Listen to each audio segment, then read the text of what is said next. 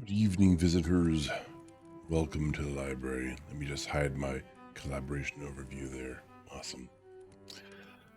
This is today's second stream, and normally what happens is there's no more than one. Yeah, new problem acquired. Yeah, that's right.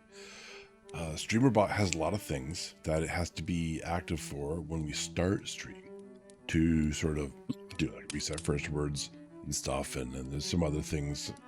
Fewer things now. Like I got rid of the timer thing. There will be no Seri animal effects this stream unless someone puts the command in manually. Excuse me, because that is supposed to trigger with a delay at the start of the stream and stuff like that. Nothing major.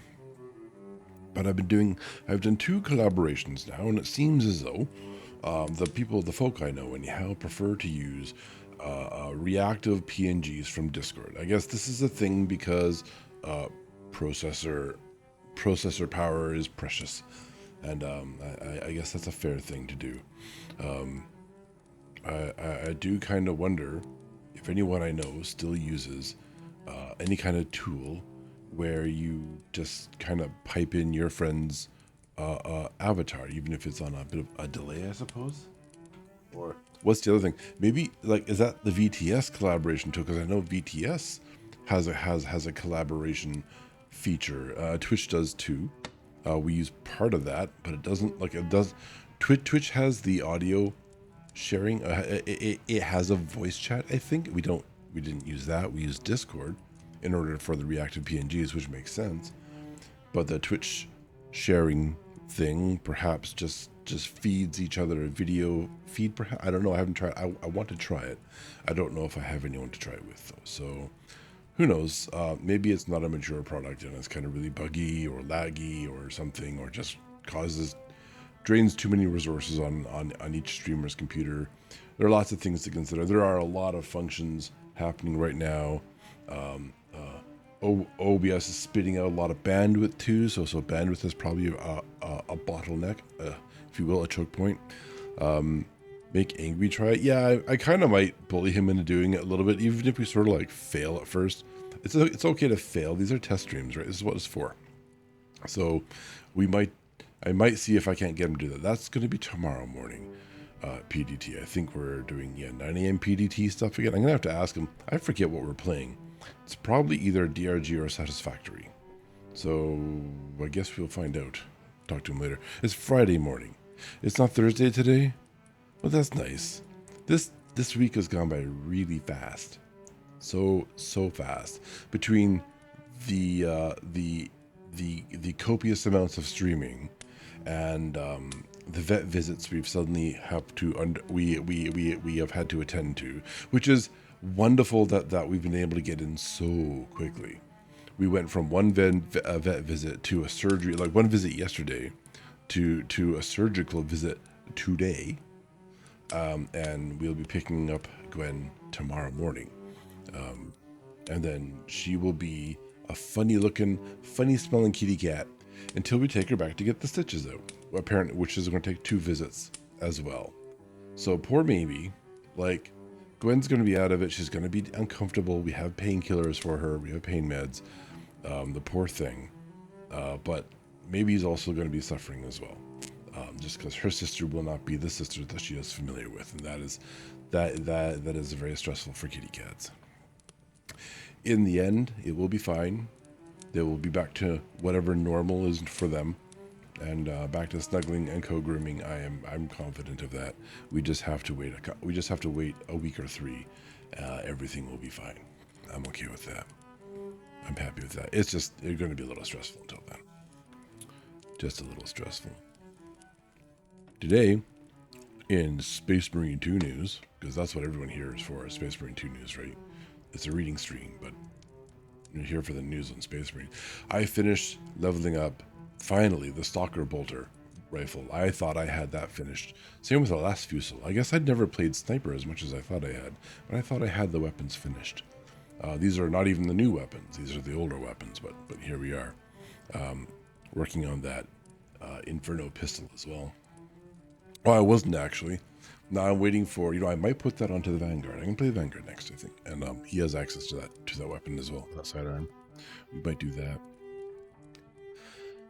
Tonight, however, we are reading Dracula from chapter 19. If I remember correctly, the boys have planned a plan and are about to go on the adventure.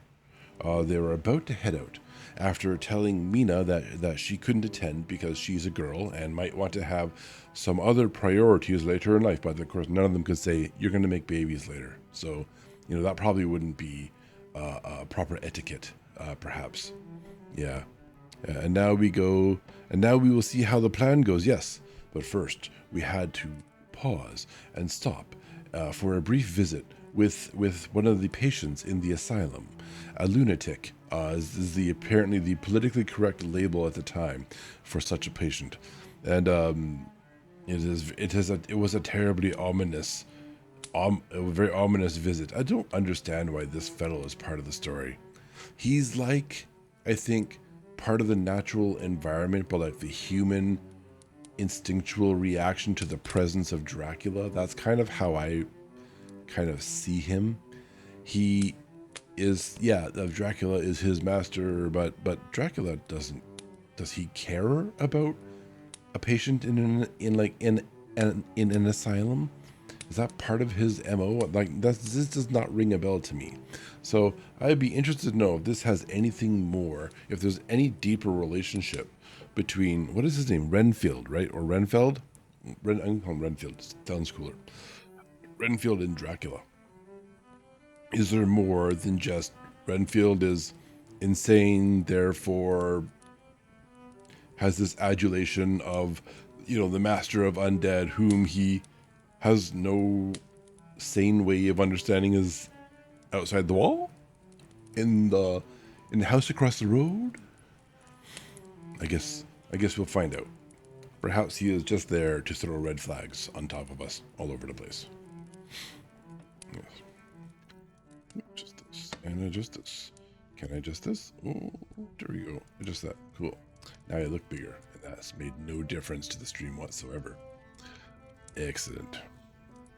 But yeah, let's jump into this and get us reading. Now, instead of going to the gaming scene this time, I think I'll just hop over to the reading one. Just a preference I have now. We were 3 followers away from VIP badges. That'd be cool. Then I have no idea what the next good follower is. Okay. I need new background music. I'm getting bored of this one. Okay. I'm going to sit up a little, adjust my butt and seat, rotate, chair legs on ground. 6'9". What are you talking about? 6'9". Whatever you. Okay, now I am confused. What's 6'9" and then whatever I want? The next goal after 50. Right, I think, we had that conversation, didn't we? Valana, your mind is that of a child. As opposed to Mina's very good man's brain. Good old man's brain. That's literally what he called it. And you married me. I got stuck somehow. Trapped me. Sure, there was foul play.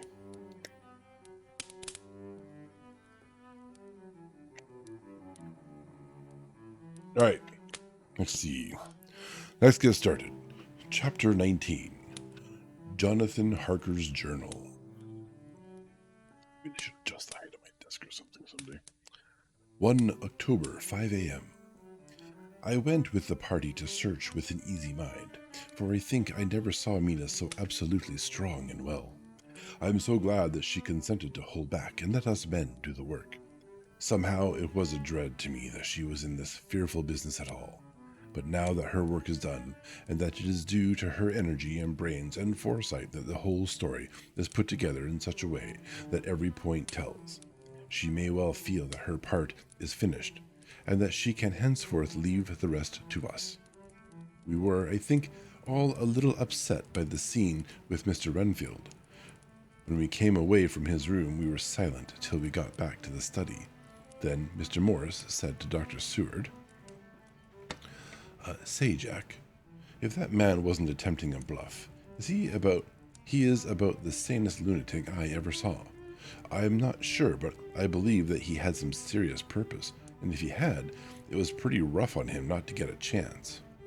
Dr. Godalming and I were silent, but Dr. Van Helsing added, Friend John, you know more of lunatics than I do, and I am glad of it, for I fear that if it had been to me to decide, I would, before that last hysterical outburst, have given him free. But we live and learn, and in our present task, we must take no chance. As my friend Quincy would say, all is best as they are. Dr. Seward seemed to answer them both in a dreamy kind of way. I don't know, but that I agree with you. If that man had been an ordinary lunatic, I would have taken my chance of trusting him. But he seems so mixed up with the Count in an indexy kind of way that I am afraid of doing anything wrong by helping his fads. I can't forget how he prayed with almost equal fervor for a cat, and then tried to tear my throat out with his teeth. Besides, he called the Count Lord and Master, and he may want to get out to help him in some diabolical way. That horrid thing has the wolves and the rats and his own kind to help him, so I suppose he isn't above trying to use a respectable lunatic. Respectable. Interesting way to describe a lunatic, I think. He certainly did seem earnest, though. I only hope we have done what is best. These things, in conjunction with the wild work we have in hand, help to unnerve a man. The professor stepped over, and laying his hand on his shoulder, said in his grave, kindly way, Friend John, have no fear. We are trying to do our duty in a very sad and terrible case. We can only do as we deem best. What else have we to hope for, except the pity of the good God? Lord Godalming had slipped away for a few minutes, but now he returned. He held up a little silver whistle, and he remarked, That old place may be full of rats, and if so, I've got an antidote on call. Having passed the wall, we took our way to the house, taking care to keep in the shadows of the trees on the lawn when the moonlight shone out. When we got to the porch, the professor opened his bag and took out a lot of things, which he laid on the step, sorting them into 4 little groups, evidently one for each. Then he spoke. My friends, we are going into a terrible danger, and we need arms of many kinds. Our enemy is not merely spiritual. Remember that he has the strength of 20 men, and that though our necks or our windpipes are of the common kind, and therefore breakable or crushable, his are not amenable to mere strength.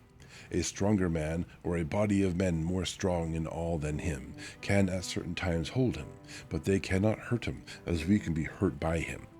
We must therefore guard ourselves from his touch. Keep this near your heart. As he spoke, he lifted a little silver crucifix, and held it out to me.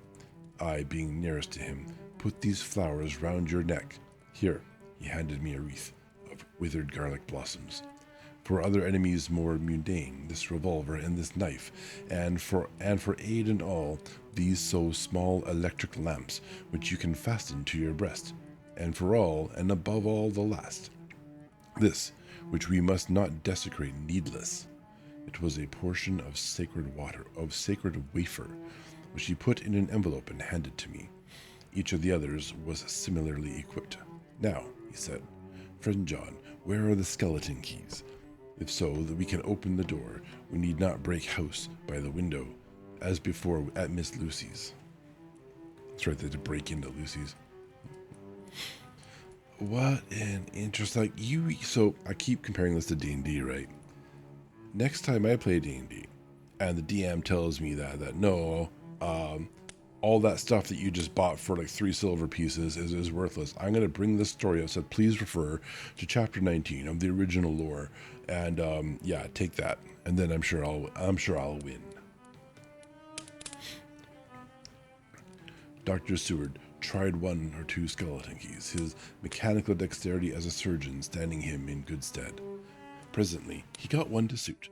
After a little play back and forward, the bolt yielded, and with a rusty clang shot back. We pressed on the door, The rusty hinges creaked and slowly opened. It's like an alarm bell. He was startlingly like the... Oh dear. No, I hate the way I said that. It was startlingly. It's not lingly. It's startlingly. It's startlingly. I kept missing the L. Okay. Okay. Victory. Like the image conveyed to me in Dr. Seward's diary of the opening of Miss Westerner's tomb. I fancy that the same idea seemed to strike the others, for with one accord they shrank back. The professor was the first to move forward and stepped into the open door. In manus tuas domine, he said, crossing himself as he passed over the threshold. If I said that correctly, yay me. If not, my bad. We closed the door behind us, lest when we should have lit our lamps, we should possibly attract attention from the road. The professor carefully tried the lock, lest we might not be able to open it from within should we be in a hurry making our exit. Then we all lit our lamps and proceeded on our search. They're electric lamps, so I guess they're flashlights? Perhaps. The light from the tiny lamps fell in all sorts of odd forms, as the rays crossed each other or the opacity of our bodies threw great shadows. I could not for my life get away from the feeling that there was someone else amongst us. I suppose it was the recollection so powerfully brought home to me by the grim surroundings of that terrible experience in Transylvania. I think the feeling was common to us all, for I noticed that the others kept looking over their shoulders at every sound and every new shadow, just as I felt myself doing. I gotta remind myself, this is Jonathan. We've been looking at Seward's diary so long now. The whole place was thick with dust. The floor was seemingly inches deep, except where there were recent footsteps, in which, on holding down my lamp, I could see marks of hobnails where the dust was cracked. The walls were fluffy and heavy with dust, and in the corners were masses of spiders' webs, whereon the dust had gathered till they looked like old tattered rags, as the weight had torn them partly down. On a table in the hall was a great bunch of keys, with a time-yellowed label on each. They had been used several times, for on the table were several similar rents in the blanket of dust. Similar to that exposed when the professor lifted them, he turned to me and said, "You know this place, Jonathan. You have copied maps of it, and you know it at least more than we do, which is the way to the chapel. I had an idea of its direction, though on my former visit I had not been able to get admission to it. So I led the way, and after a few wrong turns, found myself opposite a low, arched oaken door, ribbed with iron bands. This is the spot," said the professor as he turned his lamp on a small map of the house copied from the file of my original correspondence regarding the purchase. "So you had a map, and you went with his memory instead. Okay, never mind. With a little trouble, we found the key on the bunch and opened the door." The bunch, huh? Interesting. "We were prepared for some unpleasantness, for as we were opening the door, a faint, malodorous air seemed to exhale through the gaps. But none of us ever expected such an odor as we encountered. None of the others had met the Count at all at close quarters, and when I had seen him, he was either in the fasting stage of his existence in his rooms, or, when he was gloated with fresh blood, in a ruined building open to the air. But here the place was small and close, and the long disuse he had made the air stagnant and foul. There was an earthy smell, as of some dry miasma. There's a dry miasma, which came through the fouler air, but as to the odor itself, how shall I describe it? It was not alone that it was composed of all the ills of mortality, and with the pungent, acrid smell of blood, but it seemed as though corruption had become itself corrupt. It sickens me to think of it. Every breath exhaled by that monster seemed to have clung to the place and intensified its loathsomeness. Pulling up my socks. I keep falling down. Under ordinary circumstances, such a stench would have brought our enterprise to an end. But this was no ordinary case, and the high and terrible purpose in which we were involved gave us a strength which rose above merely physical considerations. After the involuntary shrinking consequent on the first nauseous whiff, we one and all sat about our work, as though that loathsome place were a garden of roses, which also stink, by the way.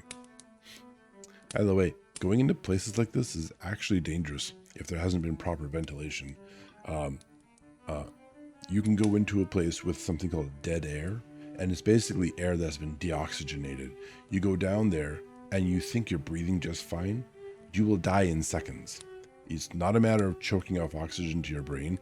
It's a matter of the fact that your oxygen just gets bled out of your body and you just immediately pass out. And then, because you're not in an oxygenated environment, you suffocate to death. It's actually quite a fast way to go, and people have died. What was it? There's a story of I think people were in a tanker, like those ocean liners, oil that transport oil across the ocean, and they quite often used to have like zero ventilation.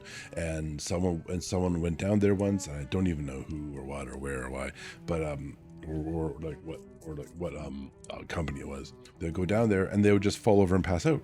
People, oh, okay, he passed out. Quick, go help him. The next person would go down, and then they passed out and fell over, and passed out. And people didn't understand really what dead air was about. Several people died that day because people kept going down, as you would hope people would do under normal circumstances to help a fellow person.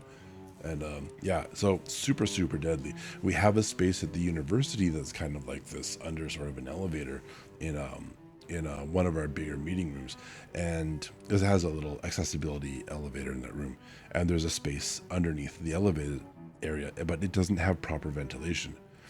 We occasionally have had to do networking in that space. There's some wires that go through there, and so on and so forth. The details don't matter, but in order to do that, we have to coordinate with facilities to get a blower to push air into that space to ventilate it. And they have this little sensor that they put in a stick, and they wave it around inside to measure the oxygen levels before we're allowed to go in. It's quite the elaborate setup, but it's better than dying. It's just my opinion. Anyways, Garden of Roses also stinks.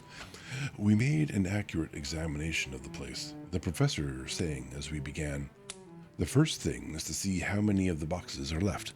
We must then examine every hole and corner and cranny to see if we cannot get some clue as to what has become of the rest." A glance was sufficient to show how many remained, for the great earth chests were bulky, and there was no mistaking them. There were only 29 left out of the 50. Once I got a fright, for seeing Lord Godalming suddenly turn and look out of the vaulted door into the dark passage beyond. I looked too, and for an instant my heart stood still. Somewhere, looking out from the shadow, I seemed to see the highlights of the Count's evil face, the ridge of the nose, the red eyes, the red lips, the awful pallor. It was only for a moment, for, as Lord Godalming said, I thought I saw a face, but it was only the shadows.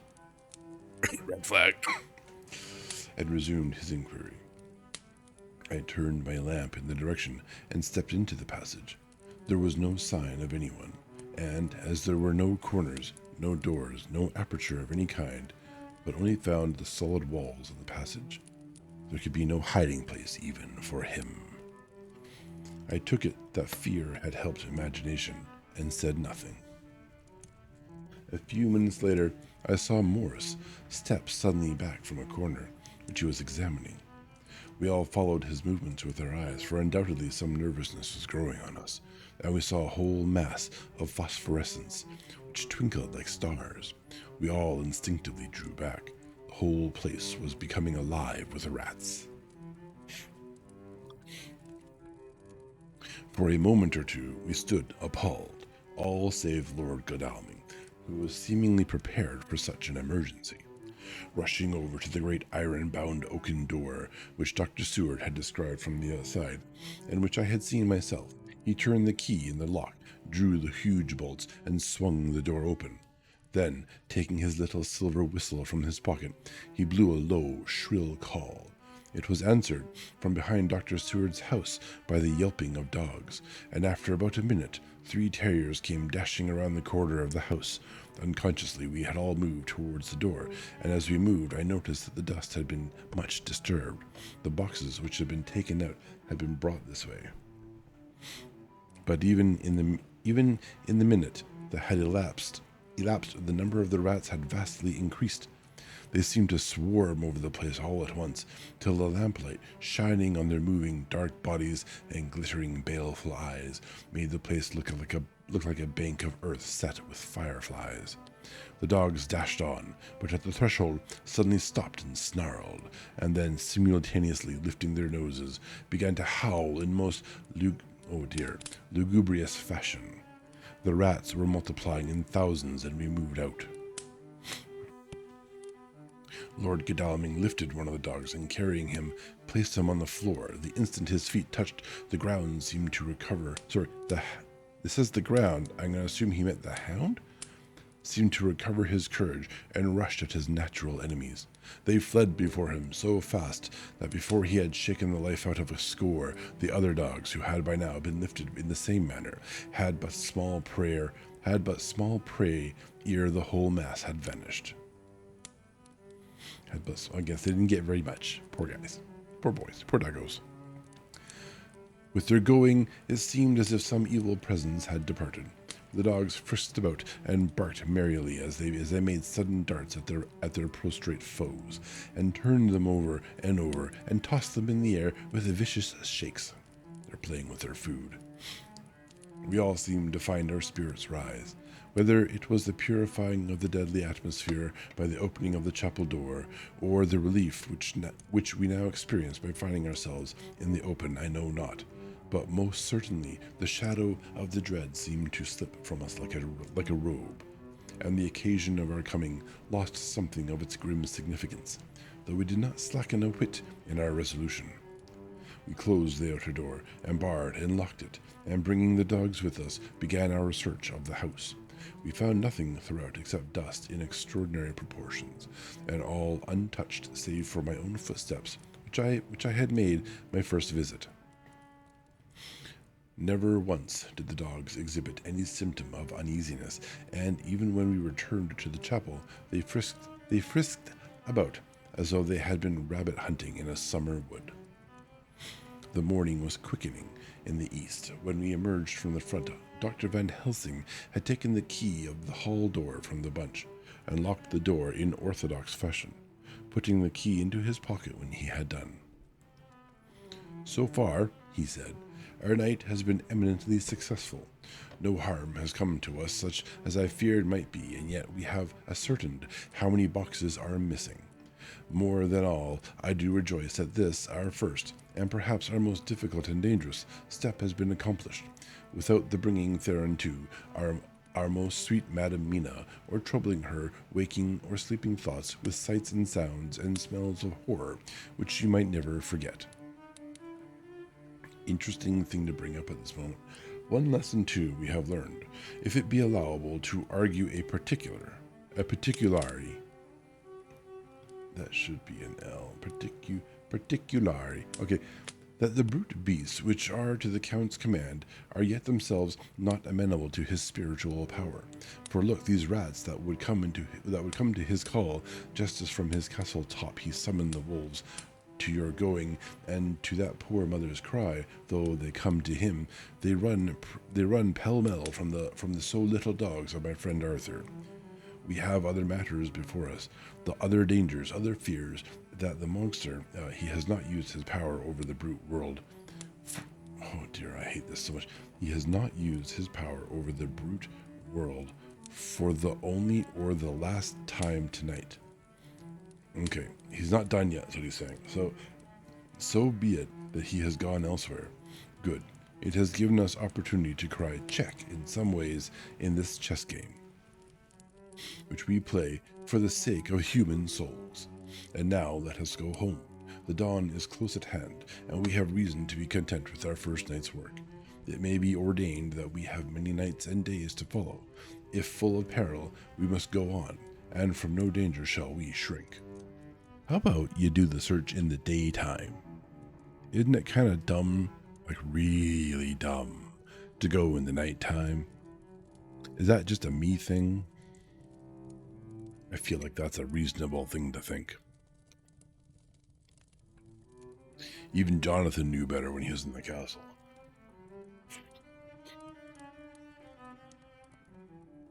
The house, yeah, but he is not home at night. Yeah, he's not home at night. That's true, but he's like asleep in the daytime. And if you can find him at home while asleep in the daytime, then you can do your little steaky steak and stuff and things, and hold him to one spot while you go about doing whatever else you want to do, because he's like the head honcho vampire instead of just a poor victim like Lucy. Yes, that would be my call as leader of the adventurer party in our D&D session. If this were a D&D session. The house was silent when we got back, save for some poor creature who was screaming away in one of the distant wards, and a low, moaning sound from Renfield's room. The poor wretch was doubtless torturing himself, after the manner of the insane, with needless thoughts of pain. My eye is in pain.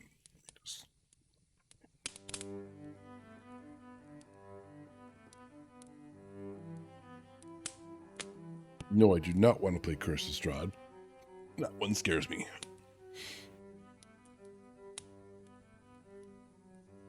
I came tiptoe into our own room and found Mina asleep, breathing so softly that I had to put my ear down to hear it. She looks paler than usual. I hope the meeting tonight has not upset her, and I am truly thankful that she is to be left out of our future work, and even of our deliberations. It is too great a strain for a woman to bear. I did not think so at first, but I know better now.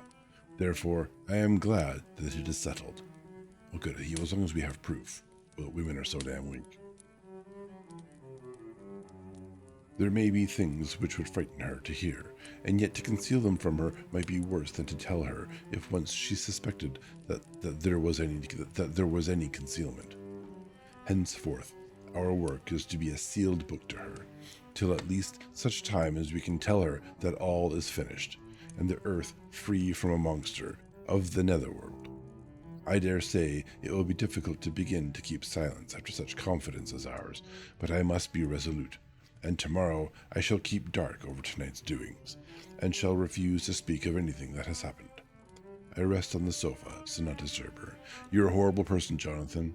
You're a horrible wretch, and I really fucking hate you right now. You've just betrayed your wife. That upset me. 1 October later. Wish he had stayed at the damn castle now. Better for everyone. I suppose it was natural that we should all have overslept ourselves, for the day was a busy one, and the night had no rest at all. Even Mina must have felt its exhaustion, for though I slept till the sun was high, I was awake before her, and had to call 2 or 3 times before she awoke. Indeed, she was so sound asleep that for a few seconds she did not recognize me, but looked at me with a sort of blank terror, as one looks who has been waked out of a bad dream. Well, yeah, she had all that freaking anxiety from not knowing what the hell is going on. You just think it's an automatic, easy thing to stay home. Yeah, swore no secrets, but this secret for now, because reasons, exactly. There are no reasons. Like, yeah, Jonathan's an idiot. She complained a little of being tired, and I let her rest till later in the day. Oh, thank you so much. We now know I'm being really, really mean on John. I should just read the stupid book. Sorry. We now know of 21 boxes. We now know of 21 boxes having been removed. And if that be that And if it be that several were taken in any of these removals, we may be able to trace them all. Such will, of course, immensely simplify our labor, and the sooner the matter is attended to, the better. I shall look up Thomas Snelling today. Dr. Seward's Diary, 1 October. It was towards noon. What's this? Oh, hating John. Yeah, like, I mean, come on. Come on. Y'all just had a great bonding moment in the last stream, and like, she's done so much for you, and you really appreciate her secretarial work and her womanness. But all of a sudden, she's like, can't be trusted with this information that, oh, let's see. Jonathan, didn't you have a little trouble, you know, in the little sort of mental fortitude? And did your wife freaking hide things from you? No, she didn't. She pushed you. She helped you. Where was I? 1 October. It was towards noon when I was awakened by the professor walking into my room. He was more jolly and cheerful than usual, and it is quite evident that last night's work has helped to take some of the brooding weight off his mind. After going over the adventure of the night, he suddenly said, "Your patient interests me much. May it be that with you I visit him this morning, or if that you are to occupy, I can go alone if it may be.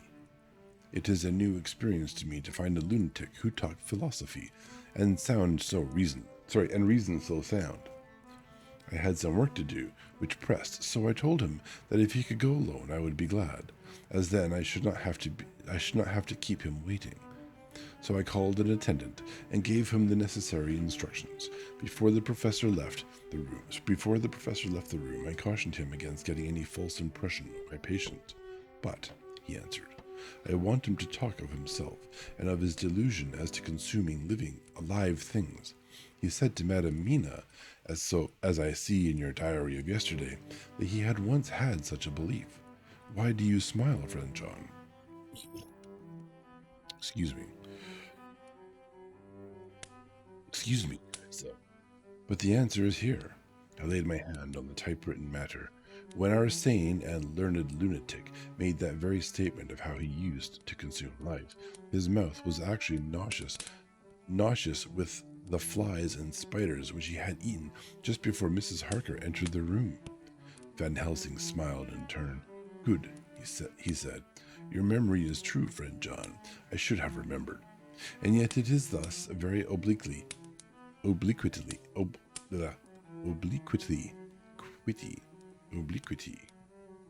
Interesting.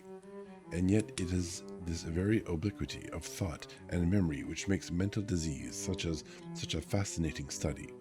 Perhaps I may gain more knowledge of the folly of this madman than I shall from the teaching of the most wise. Who knows? I went on with my work, and before long was through that in hand. It seemed that the time had been very short indeed. But there was Van Helsing back there. Oh, come on. But there was Van Helsing back in the study. Do I interrupt? He asked politely as he stood at the door. Not at all, I answered. Come in, my work is finished, and I am free. I can go with you now if you like. It is needless. I have seen him. I thought we were going to go see him, but I guess that's only Van Helsing. Well, I fear. Oh, that's of course. Yeah, we're reading Seward's diary, so that makes sense. Yeah. Have we read anything of Van Helsing's like diary style, like beyond telegrams? I don't remember. I don't think so. I fear that he does not appraise me much. Our interview was short. When I entered his room, he was sitting on a stool in the center, with his elbows on his knees, and his face was the picture of sullen discontent. I spoke to him as cheerfully as I could, and with such a measure of respect as I could assume. He made no reply whatever. Don't you know me? I asked. His answer was not reassuring. I know you well enough. You are the old fool Van Helsing. I wish you would take yourself and your idiotic brain theories somewhere else. Damn all thick-headed Dutchmen. Not a word more would he say, but sat in his implacable sullenness as indifferent to me as though I had not been in the room at all. Thus departed for this time my chance of much learning from this so clever lunatic. So I shall go, if I may, and cheer myself with a few happy words with that sweet soul, Madam Mina. Friend John, it does rejoice me unspeakable that she is no more to be pained, no more to be worried with our terrible things, though we shall much miss her help. It is better so. Have any of you asked her? None of you have asked her. Go ask her. I agree with you with all my heart, I answered earnestly, for I did not want him to weaken in this matter. Mrs. Harker is better out of it. Things are quite bad enough for us, all men of the world, and who have been in many tight places in our time, but it is no place for a woman. And if she had remained in touch with the affair, it would in time infallibly have wrecked her. So Van Helsing has gone to confer with Mrs. Harker and Harker. Quincy and Art are all out following up the clues as to the earth boxes. I shall finish my round of work, and we shall meet tonight. I think I haven't been offended like this in a very long time. Mina Harker's Journal, 1 October. It is strange to me to be kept in the dark as I am today, after Jonathan's full confidence for so many years, to see him manifestly avoid certain matters, and those the most vital of all. This morning I slept late after the fatigues of yesterday, and though Jonathan was late too, he was the earlier. He spoke to me before he went out, never more sweetly or tenderly, but he never mentioned a word of what had happened in the visit to the Count's house. And yet, he must have known how terribly anxious I was. No, he doesn't know that you're anxious. He doesn't understand that. He thinks you're not anxious by not knowing. Yeah, exactly. Mina's going to tell us how she feels. And frankly, we already know. Because she's a freaking human being, and we're all human beings. Mind you, the author might not know that. Poor dear fellow. I suppose it must have distressed him even more than it did me. They all agreed that it was the best that I should not be drawn further into this awful work, and I acquiesced. But to think that he keeps anything from me, and now I am crying like a silly fool, when I know it comes from my husband's great love and from the good wishes of those other strong men. It's not good wishes, it's ignorance. That has done me good.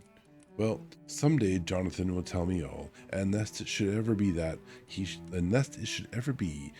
should think for a moment that I kept anything from him, I still keep my journal as usual.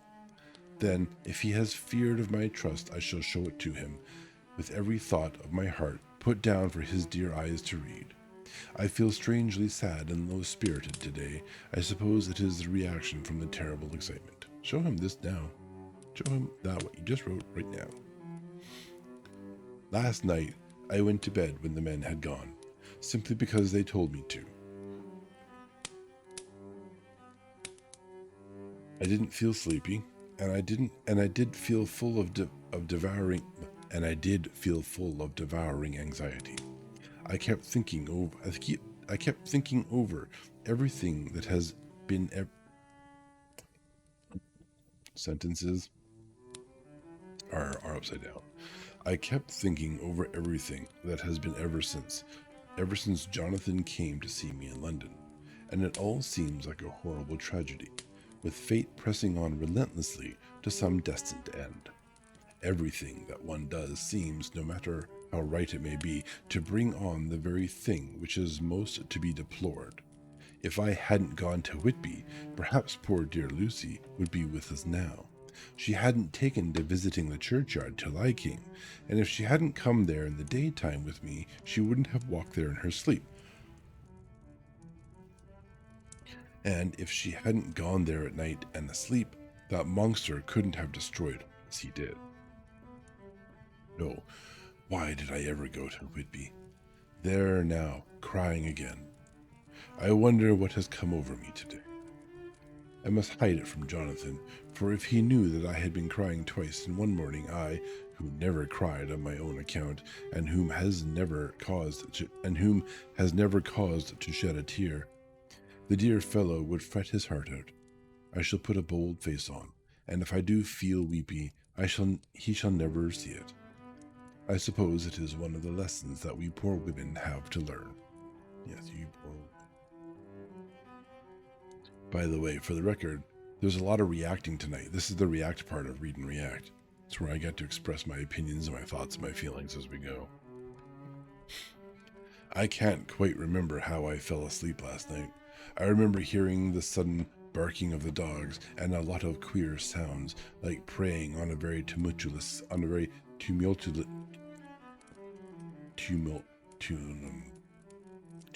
scale.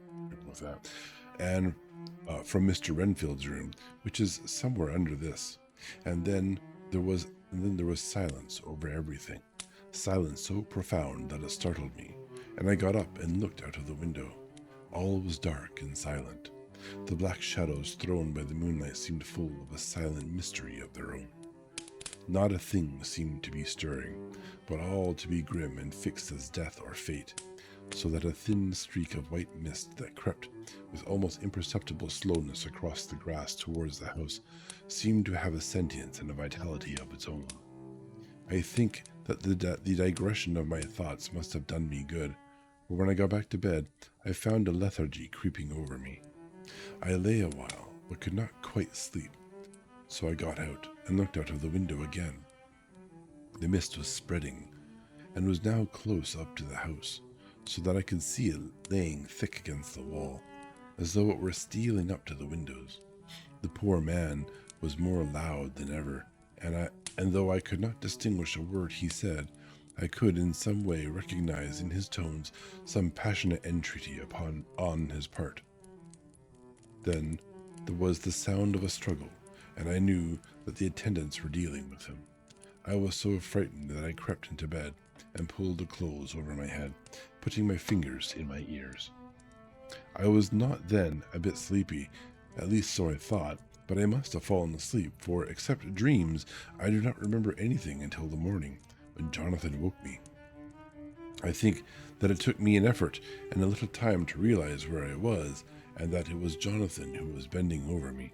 My dream was very peculiar, and was almost typical of the way that waking thoughts become merged in or continued in dreams. I thought that I was asleep and waiting for Jonathan to come back. I was very anxious about him, and I was powerless to act. My feet and my hands and my brain were weighted, so that nothing could proceed at the usual pace, and so I slept uneasily and thought. Then it began to dawn upon me that the air was heavy and dank and cold. I put back the clothes from my face, and found, to my surprise, that all was dim around. I think I had too much water. The gaslight which I had left lit for Jonathan, but turned down, came only like a tiny red spark through the fog, which had evidently grown thicker and poured into the room. Then it occurred to me that I had shut the window before I had come to bed.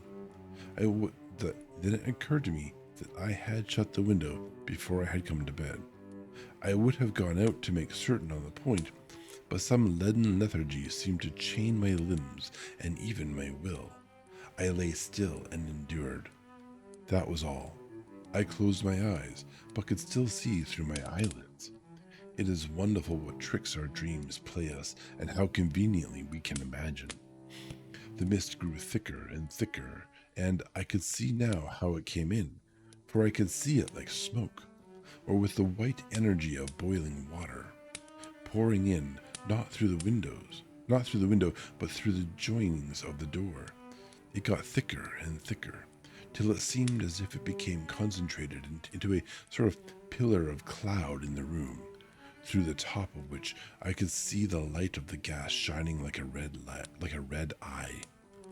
Things began to whirl through my brain, just as the cloudy column was now whirling in the room, and through it all came the scriptural words, "A pillar of cloud by day, and of fire by night." It was indeed some such spiritual guidance that was coming to me in my sleep. Sorry, was it indeed? It is the question. But the pillar was composed of both the day and the night guiding. For the fire was in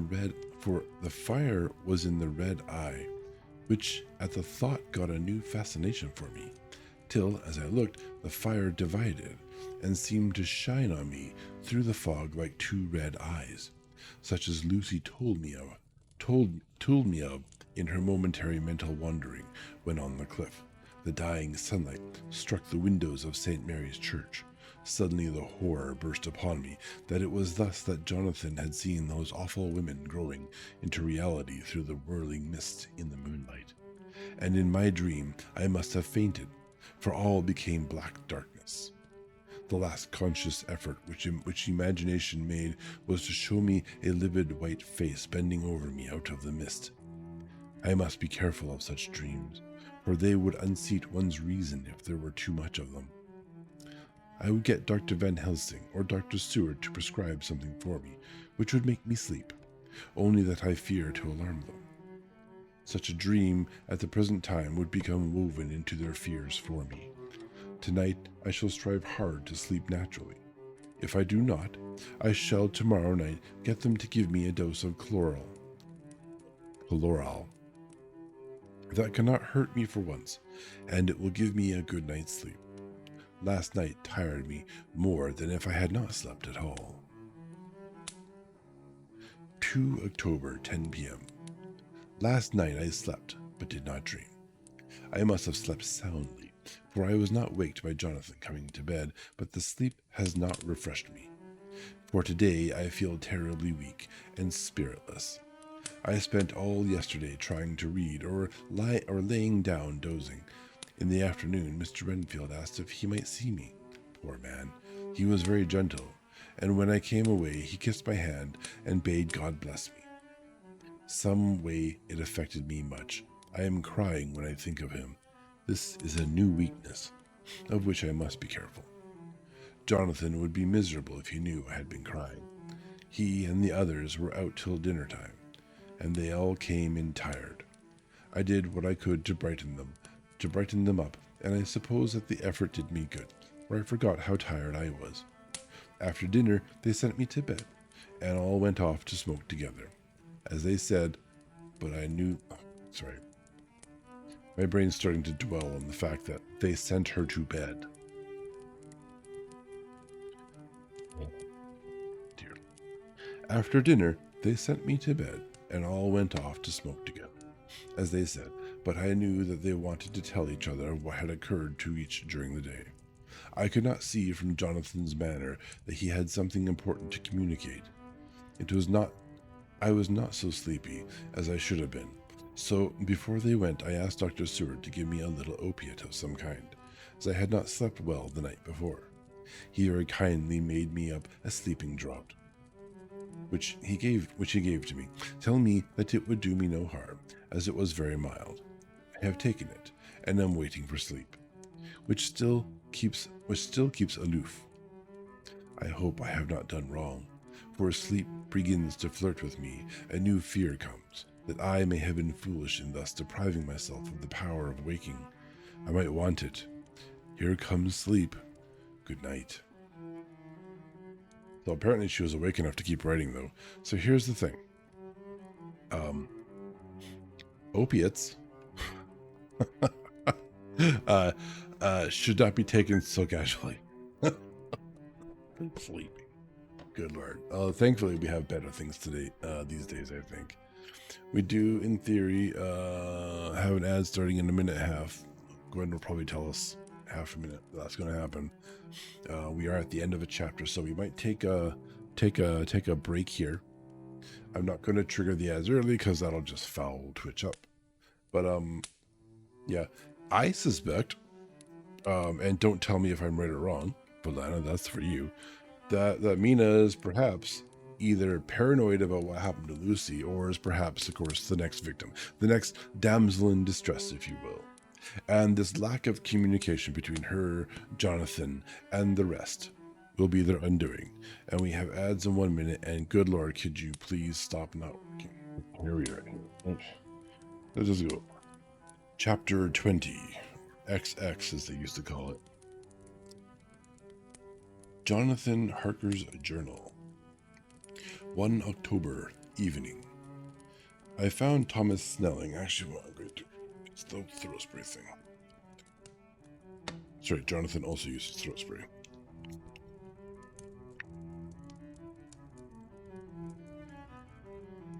I found Thomas Snelling in this house at Bethnal Green, but unhappily he was not in a condition to remember anything.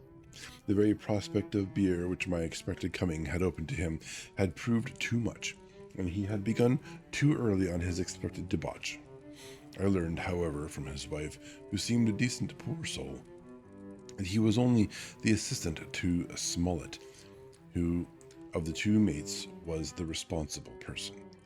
So off I drove to Walworth, and found Mr. Joseph Smollett at home in his shirt sleeves, taking a late tea out of a saucer. He was a decent, intelligent fellow, distinctly a good, reliable type of workman, and with a headpiece of his own. A headpiece? A brain, perhaps. He remembered all about the incident of the boxes, and from a wonderful dog's-eared notebook, which he produced from some mysterious receptacle about the seat of his trousers, and which had hieroglyphical entries in thick, half-obliterated pencil. He gave me the destinations of the boxes. There were, he said, 6 in the cartload which he took from Carfax and left at 197 Chicksend Street, Mile End, Newtown, and another 6 which he deposited at I want to say Jamaica, but it's Jamaica. Anyways, it's a lane in Bermondsey. If then the Count meant to scatter these ghastly refuges of his over London, these places were chosen as the first of the delivery. So that later he might distribute more fully. The systematic manner in which this was done made me think that he could not mean to confine himself to 2 sides of London. He was now fixed in the far east of the northern shore, on the east of the southern shore, and on the south. The north and west were surely never meant to be left out of his diabolical scheme, let alone the city itself and the very heart of fashionable London in the southwest. I went back to Smollett and asked him if he could tell us if any other boxes had been taken from Carfax. He replied these words: "Well, governor, you treated me weary and some. I had given him half a sovereign, and I'll tell you all I know. I heard a man by the name of Bloxham say 4 nights ago in the Arran Owns in Pincer's Alley, as how he and his mate had a rare dusty job in an old house perfect. There ain't a many such jobs as these here, and I am thinking that maybe Sam Bloxham could tell ye summit. I asked if he could tell me where to find him.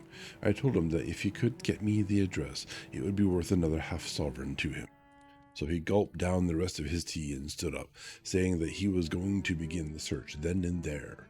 At the door he stopped and said, "Look here, governor, there ain't no sense in me a keeping you here. I may find some soon, or I mayn't. But anyhow, he ain't like to be in a way to tell ye much tonight. Sam is a rare one when he starts on the booze. If you can give me an envelope with a stamp on it and put your address on it, I'll find out where Sam is to be found and post it to ye tonight. But ye'd better be up arter I'm soon in the morning, or maybe you won't catch him. For Sam gets off main early.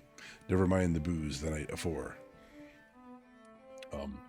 I believe that means Sam's a drunkard, but he still gets up early. Gotta catch him special late. This was all practical.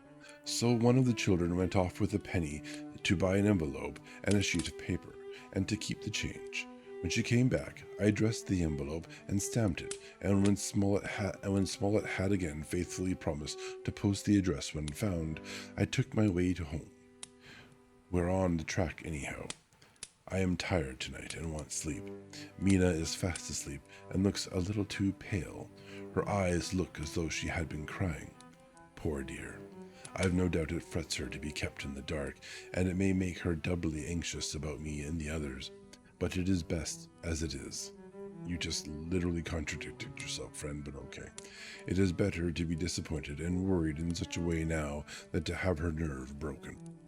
The doctors were quite right to insist on her being kept out of this dreadful business. Yes, really terrible knowing where boxes of dirt have gone.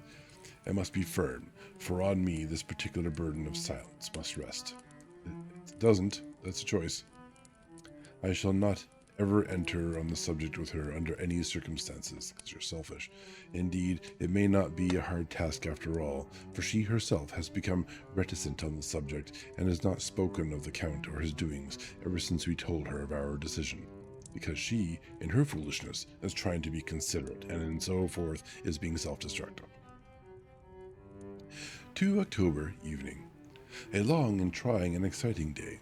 By the first post, I got my directed envelope with a dirty scrap of paper enclosed, on which was written a carpenter's pencil in a sprawling hand. Sam Bloxam, Corcoran's, 4 Potter's Court, Bartell Street, Walworth. Arsk for the depit. The debit? The debit. I got the letter in bed and rose without waking Mina. She looked heavy and sleepy and pale and far from well. Have you seen that look before? Maybe that'll ring a bell soon. I determined not to wake her, but that when I should return from this new search, I would arrange for her going back to Executor. Maybe you should look at her neck first. I think she would be happier in our own home, with her daily tasks to interest her, than in being here amongst us and in ignorance.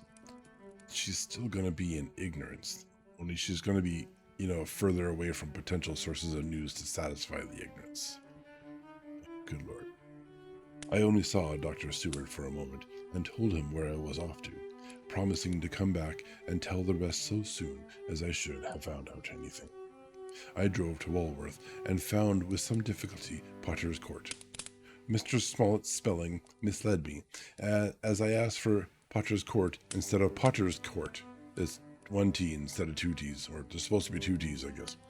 However, when I had found the court, I had no difficulty in discovering Corcoran's lodging house. Corcoran's lodging house. When I asked the man who came to the door for the debit, he shook his head and said, "I don't know him.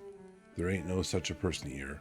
I never heard of him in all my bloomin' days. Don't believe there ain't nobody of that kind living here or anywheres." I took out Smollett's letter, and as I read it, it seemed to me that the lesson of the spelling of the name of the court might guide me. "What are you?" I asked. "I am the deputy." "The deputy?" he answered. I saw at once that I was on the right track. Phonetic spelling had again misled me. A half-crown tip put the deputy's knowledge at my disposal, and I learned that Mr. Bloxam had slept off the remains of his beer on the previous night at Corcoran's, had left for his work at Poplar at 5 o'clock that morning. He could not tell me where the place of work was situated, but he had a vague idea that it was some kind of a newfangled warehouse. A warehouse. And with this slender clue, I had to start for Poplar. It was 12 o'clock before I got any satisfactory hint of such a building, and this I got at a coffee shop where some workmen were having their dinner. One of these suggested that there was being erected at Cross Angel Street, a new cold storage building, and as this suited the condition of a newfangled warehouse, I at once drove to it. A new interview with a surly gatekeeper and a surlier foreman, both of whom were appeased with the coin of the realm, put me on the track of Bloxham. He was sent for on my suggesting that I was willing to pay his day's wages to his foreman for the privilege of asking him a few questions on a private matter. He was a smart enough fellow, though rough of speech and bearing. When I had promised to pay for his information and given him an earnest what? Plea? Oh, is it the name of a coin? A drink? He told me that he had made 2 journeys between Carfax and a house in Piccadilly, and had taken from this house to the latter 9 great boxes, main heavy ones, with a horse and cart hired by him for this purpose. I asked him if he could tell me the number of the house in Piccadilly, to which he replied, "Well, governor, I forgets the number, but it was only a few doors from a big white church or something of the kind, not long built. It was a dusty old house too, though nothing to the dustiness of the house we took the bloomin' boxes from." "How did you get into the houses if they were both empty?" "There was an old party what engaged me a waiting in the house at Purfleet. He helped me to lift the boxes and put them in the dray.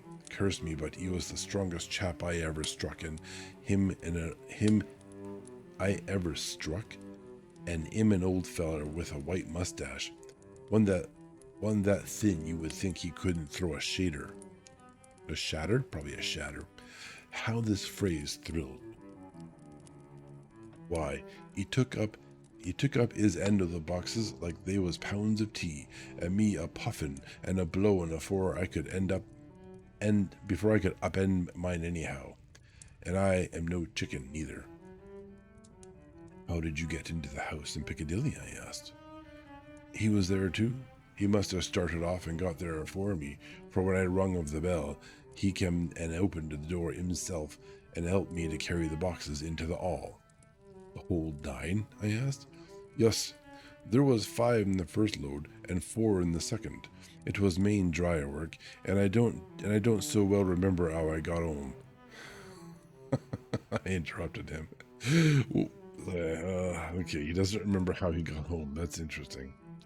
"Were the boxes left in the hall?" "Yes. It was a big hall, and there was nothing else in it." I made one more attempt to further matters. "You didn't have any key?" "Never used nor key nor nothink. The old gent, he opened the door himself and shut it again when I drove off. I don't remember the last time, but that was the beer." Don't remember the last time, but that was the beer. Drinking on the job.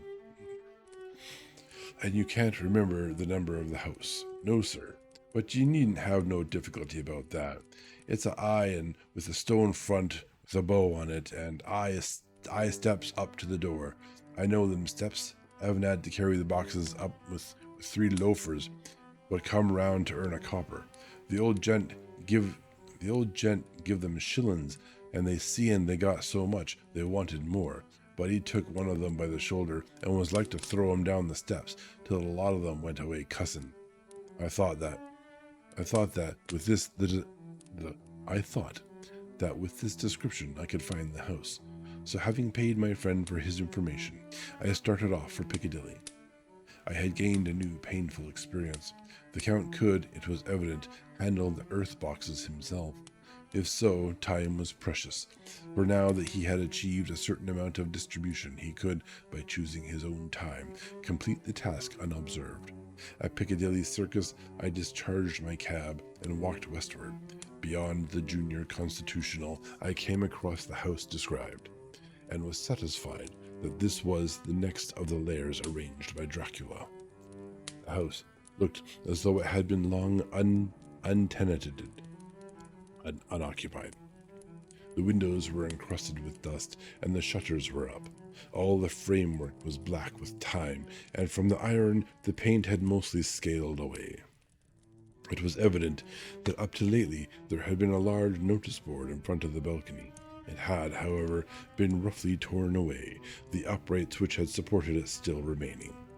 Behind the rails of the balcony I saw there were some loose boards, whose raw edges looked white I would have given a good deal to have been able to see the notice board intact, as it was, perhaps, have given some clue to the ownership of the house. Itchy nose.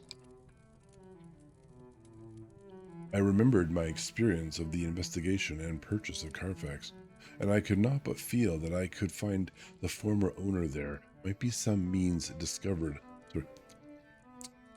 And I could not but feel that if I could find the former owner, there might be some means discovered of gaining access to the house. I'll ask the previous owner for secret passageways. There was at present nothing to be learned from the Piccadilly side, and nothing could be done. So I went round to the back to see if anything could be gathered from this quarter. The mews were active, the Piccadilly houses being mostly in occupation. I asked one or two of the grooms and helpers whom I saw around if they could tell me anything about the empty house.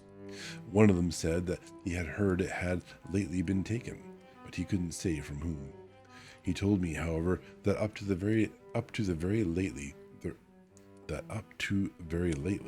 there had been a notice board for sale up, and that perhaps Michelle's Sons and Candy, the house agents, could tell me something, as he thought he remembered seeing the name of that firm on the board. I did not wish to seem so eager, or to let my informant know or guess too much, so thanking him in the usual manner, I strolled away. It was now growing dusk, and the autumn night was closing in, so I did not lose any time. Having learned the address of Mitchell, Sons and Candy from a directory at the Mitchell, Sons and Candy from a directory at the Berkeley, I was soon at their office in Sackville Street. The gentleman who saw me was particularly suave in manner, but uncommunicative in equal proportion. Having once told me that the Piccadilly house, which throughout our interview he called a mansion, was sold, he considered my business as concluded. When I asked who had purchased it, he opened his eyes a thought wider and paused a few seconds before replying, "It is sold, sir." "Pardon me," I said with equal politeness, "but I have a special reason for wishing to know who purchased it." Again he paused longer and raised his eyebrows still more. "It is sold, sir," was again his laconic reply. "Surely," I said, "you do not mind letting me know so much." "But I do mind," he answered. "The affairs of their clients are absolutely safe in the hands of Mitchell, Sons and Candy." This was manifestly a prig of the first water, and there was no use arguing with him. I thought I had best meet with him on his own ground, so I said, "Your clients, sir, are happy in having so resolute a guardian of their confidence. I am myself a professional man." Here I handed him my card. In this instance, I am not prompted by curiosity. I act on the part of Lord Godalming, who wishes to know something of the property which was, he understood, lately for sale. These words put a different complexion on affairs. He said, "I would like to oblige you if I could, Mr. Harker, and especially would I like to oblige his lordship. We once carried out a smaller matter of renting some chambers for him when he was the Honourable Arthur Holmwood. If you will let me have his lordship's address, I will consult the house on the subject, and will, in any case, communicate with his lordship by tonight's post. It will be a pleasure if we can so far deviate from our rules as to give the required information to his lordship." I wanted to secure a friend, and not to make an enemy, so I thanked him, gave the address at Dr. Seward's, and came away. It was now dark, and I was tired and hungry. I got a cup of tea at the Aerated Bread Company, and came down to Purfleet by the next train. I found all the others at home. Mina was looking tired and pale, but she made a gallant effort to be bright and cheerful. It wrung my heart to think that I had had to keep anything from her, and so caused her her inquietude. No, it doesn't. Not that bad. Thank God, this would be the last night of her looking on at our conferences, and feeling the sting of our not showing our confidence. It's because you're not, and that's entirely your fault. Stop feeling bad about it. It took all my courage to hold the wise resolution of keeping her out of our grim task. This book tries so hard to convince us, the reader, that they're doing the right thing. It almost feels like, like Bram Stoker actually felt really guilty about this sort of story hook, and that he needed the reader to understand that it was the right thing to do. So much so that every single character that thinks about it has to agree with it. Kind of rubs me the wrong way. Have I made that clear yet? Probably a bit too much. My apologies. I'm still going to do it. She seems somehow more reconciled, or else the very subject seems to have become repugnant to her. For when any accidental allusion is made she actually shudders. I am glad we made our resolution in time, as with such a feeling as this, our growing knowledge would be torture to her. Yeah, you're so much stronger than she is. That's right. Good for you. I could not tell the others of the day's discovery till we were alone. So yeah, because telling her about where the boxes of dirt are is so distressful. I know. It's like, oh my god, deliveries were made and people had to like share the burden of lifting boxes, and they went to places and things. Yeah, oh, I'm feeling a little stressed out knowing this myself. What a great horror story. Yep. Yep.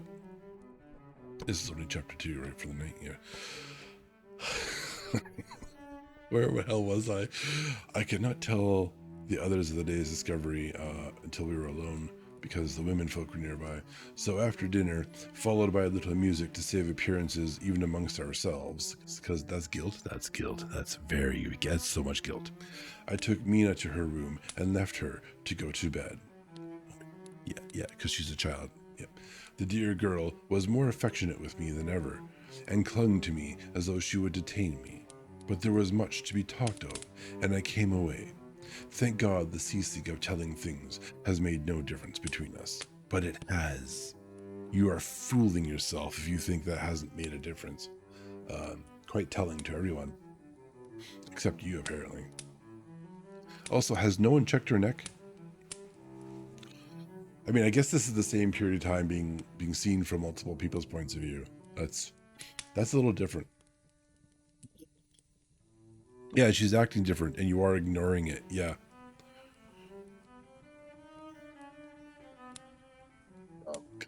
Probably because just they feel bad.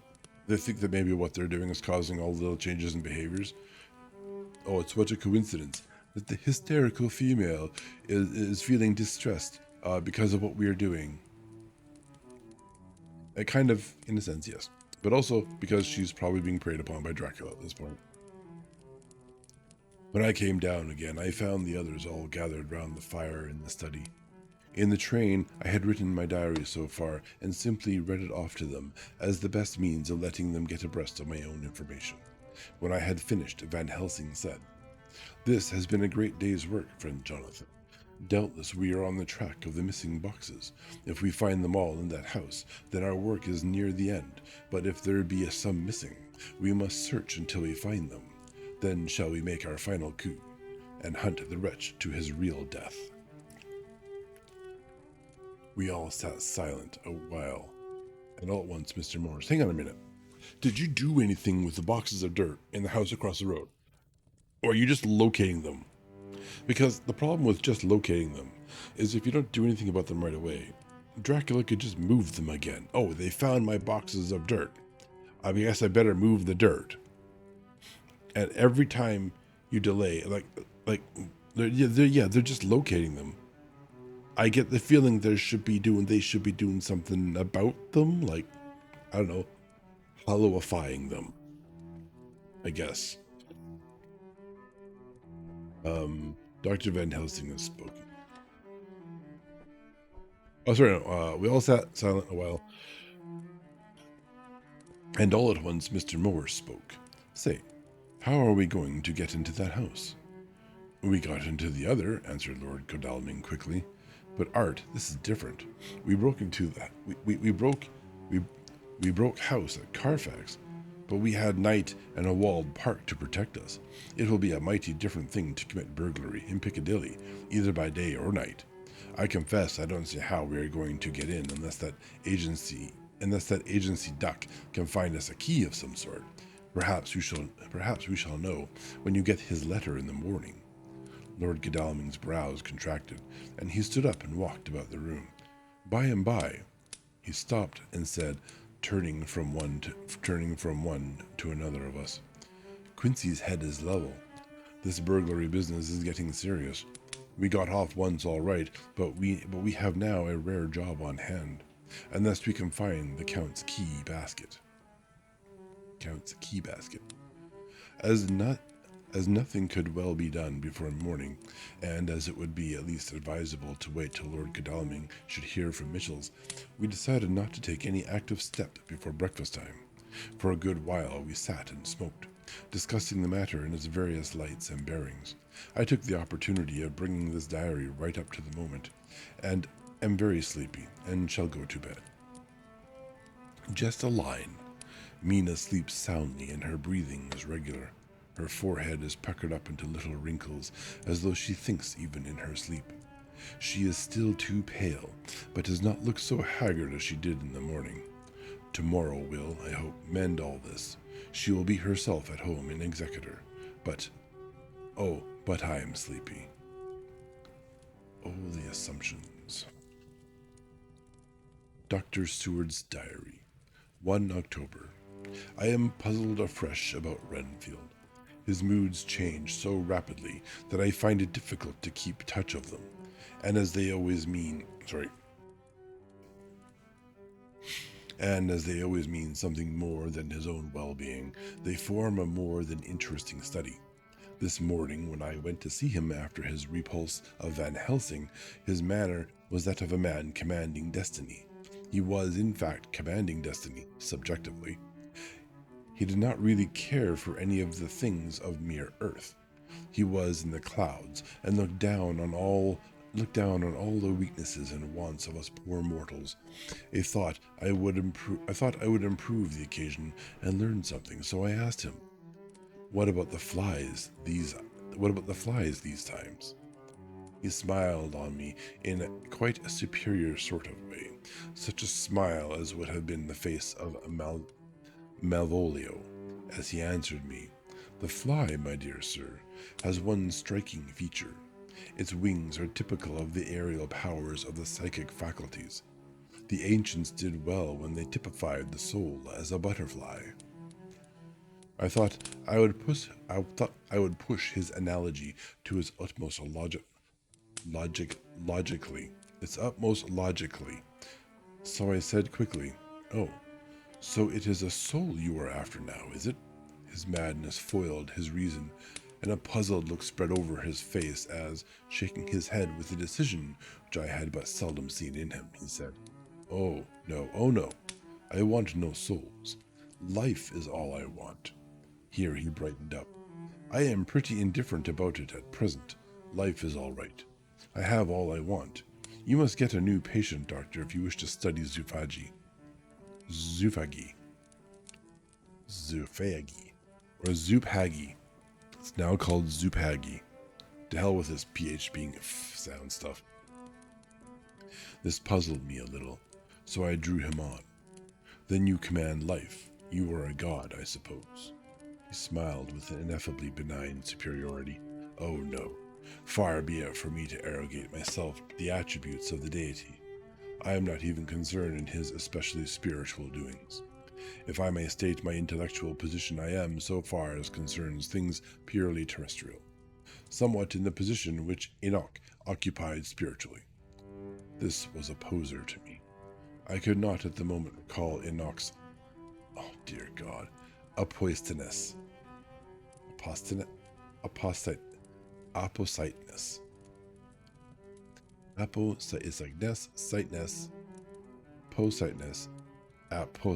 Anyways, so I had to ask a simple question, though I felt that by doing so I was lowering myself in the eyes of the lunatic.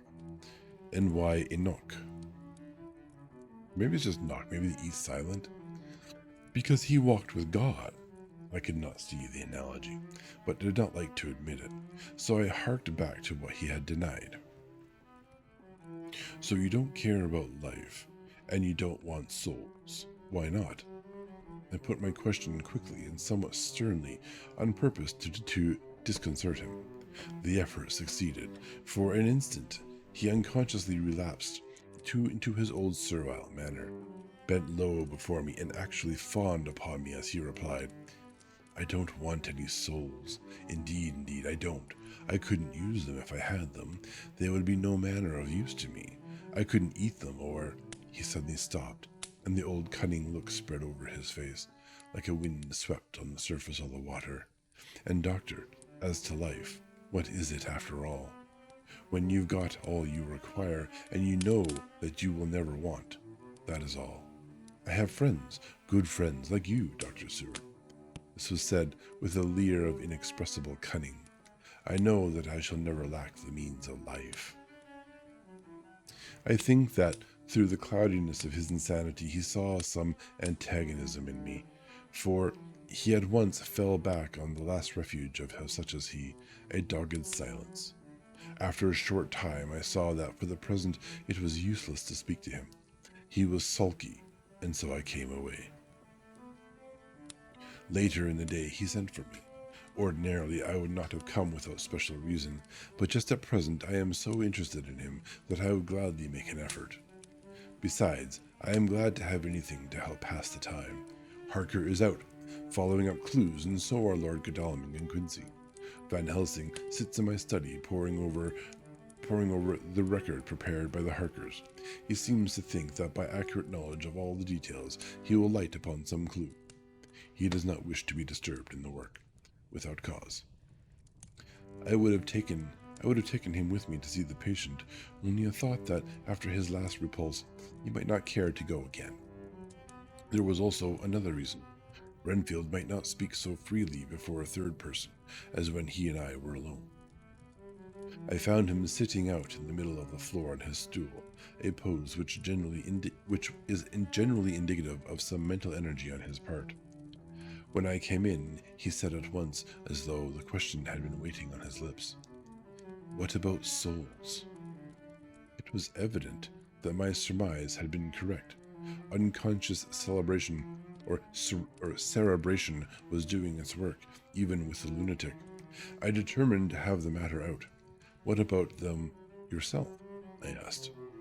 He did not reply for a moment, but looked all round him, and up and down, as though he expected to find some inspiration for an answer. "I don't want any souls," he said in a feeble, apologetic way. The matter seemed preying on his mind, and so I determined to use it, to be cruel only to be kind.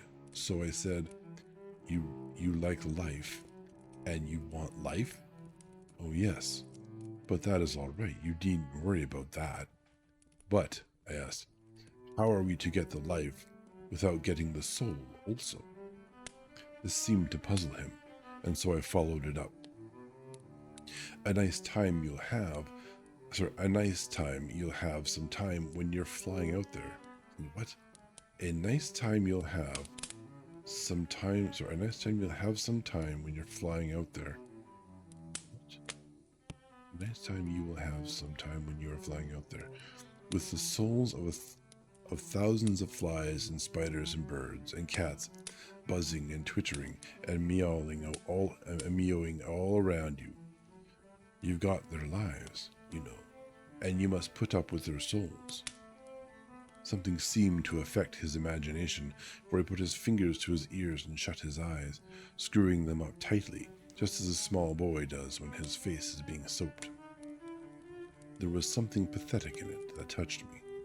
It also gave me a lesson, for it seemed that before me was a child, only a child, though the features were worn, and the stubble on the jaws was white. It was evident that he was undergoing some process of mental disturbance, and knowing how his past moods had interpreted things seemingly foreign to himself, I thought I would enter into his mind as well as I could and go with him.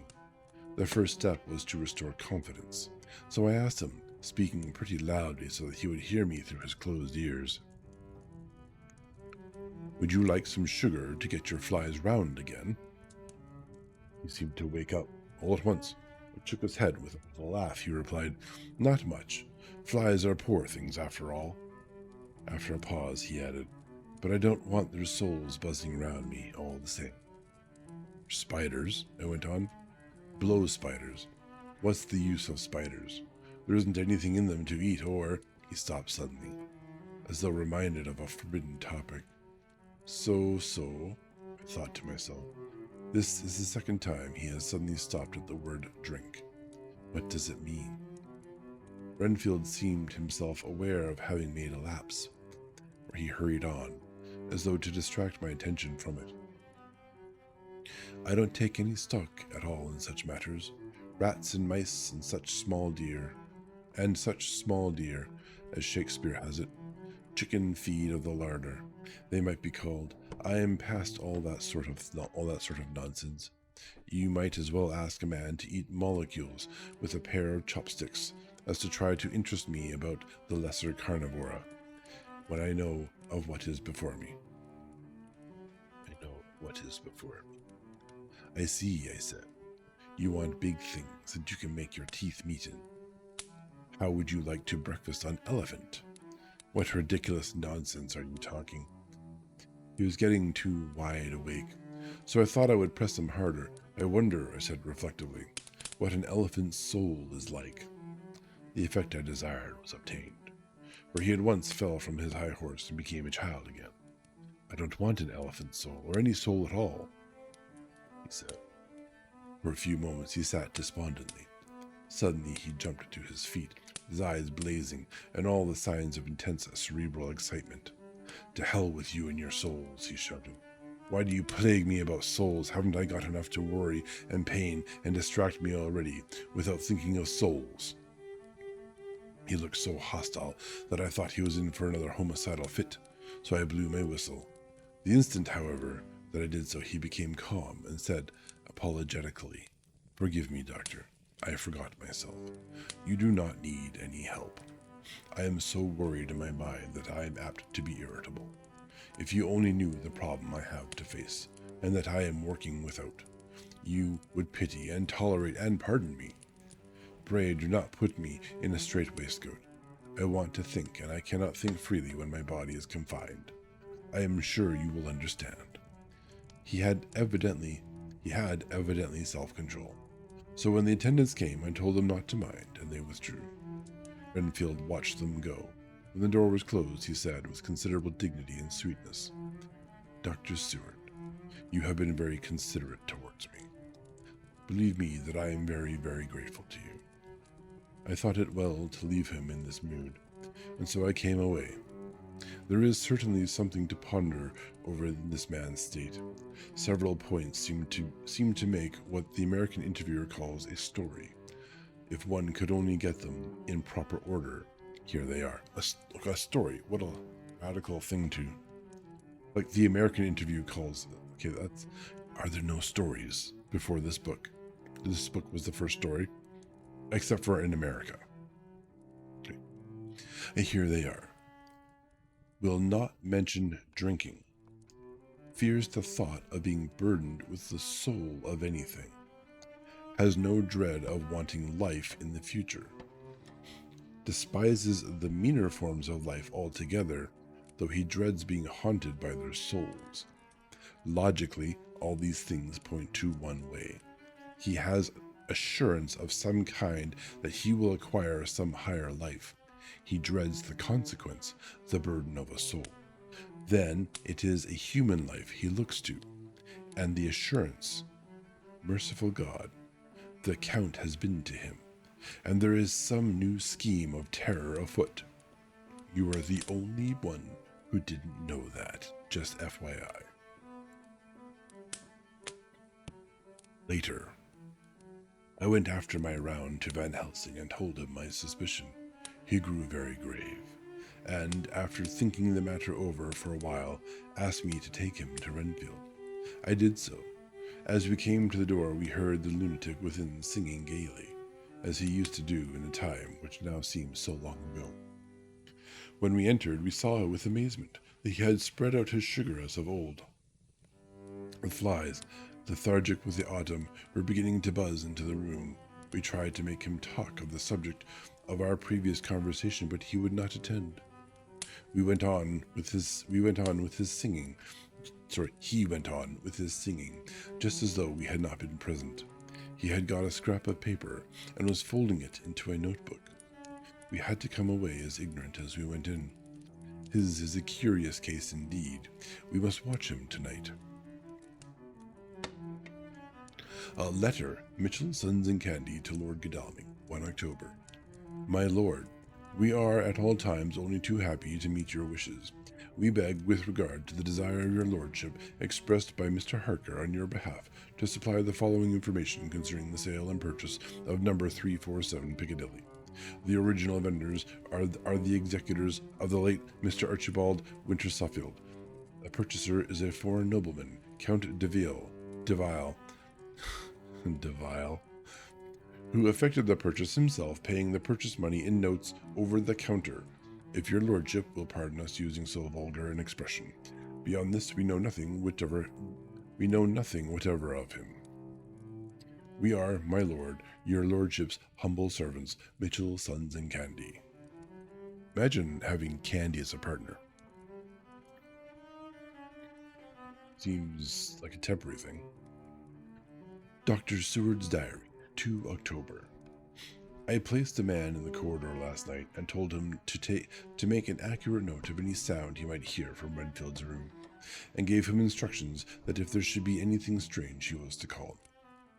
After dinner, when we had all gathered round the fire in the study, Mrs. Harker having gone to bed, we discussed the attempts and discoveries of the day. Harker was the only one who had any result, and we are in great hopes that his clue may be an important one. Before going to bed, I went round to the patient's room and looked in through the observation trap. He was sleeping soundly, and his heart rose and fell with a regular respiration. This morning, the man on duty reported to me that a little after midnight he was restless and kept saying his prayers somewhat loudly. I asked him if that was all. He replied that it was all he heard. There was something about his manner so suspicious that I asked him point blank if he had been asleep. He denied sleep, but admitted to having dozed for a while. It is too bad that men cannot be trusted unless they are watched. Today, Harker is out following up his clue, and Art and Quincy are looking after horses. Godalming thinks that it will be well to have horses always in readiness, for when we get the information which we seek, there will be no time to lose. We must sterilize all the imported earth between sunrise and sunset. We shall thus catch the Count at his weakest, and without a refuge to fly to. Van Helsing is off to the British Museum. My sentences are failing to end where they're supposed to be ending. We're going to sterilize the earth in the daytime, and then when he has no refuge to fly to, they will do the business. Van Helsing is off to the British Museum, looking up some authorities on ancient medicine. The old physicians took account of things which their followers do not accept, and the professor is searching for which the demon cures, which may be useful to us later. I sometimes think we must be all mad, and that we shall wake to sanity in strait waistcoats. You are in your own hospital. Later, we have met again. We seem at last to be on the track, and our work of tomorrow may be the beginning of the end. I wonder if Renfield's quiet has anything to do with this.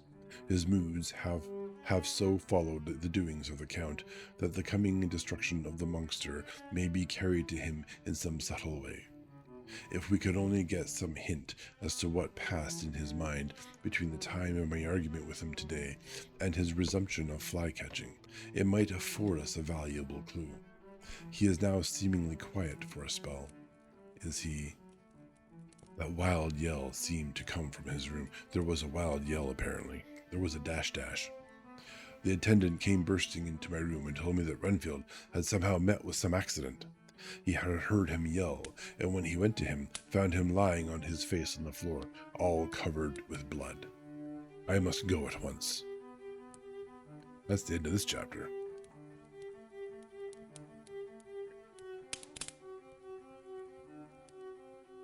Chapter 21. Dr. Seward's Diary. More and more I rely on the throat spray. Because the water makes me hiccupy. Also had Diet Coke earlier.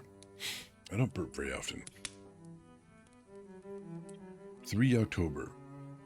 Let me put down with exactness all that happened, as well as I can remember it since last I made an entry. Not a detail that I can recall must be forgotten. In all calmness I must proceed.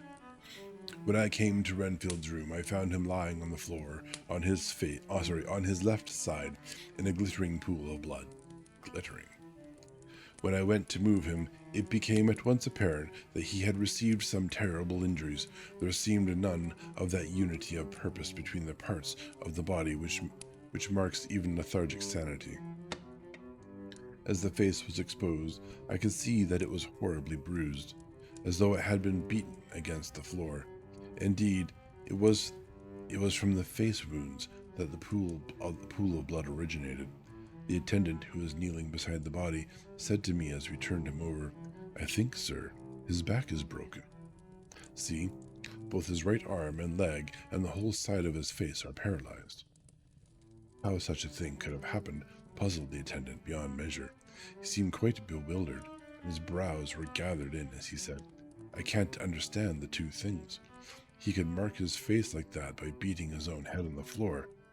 I saw a young woman do it once at Eversfield Asylum before anyone could lay hands on her, and I suppose he might have broke his neck by falling out of bed if he got in an awkward kink. But for the life of me, I can't imagine how the two things occurred. If his back was broke, he couldn't beat his head, and if his face was like that before the fall out of the bed, there would be marks of it." I said to him, "Go to Dr. Van Helsing and ask him to kindly come here at once. I want him without an instant's delay.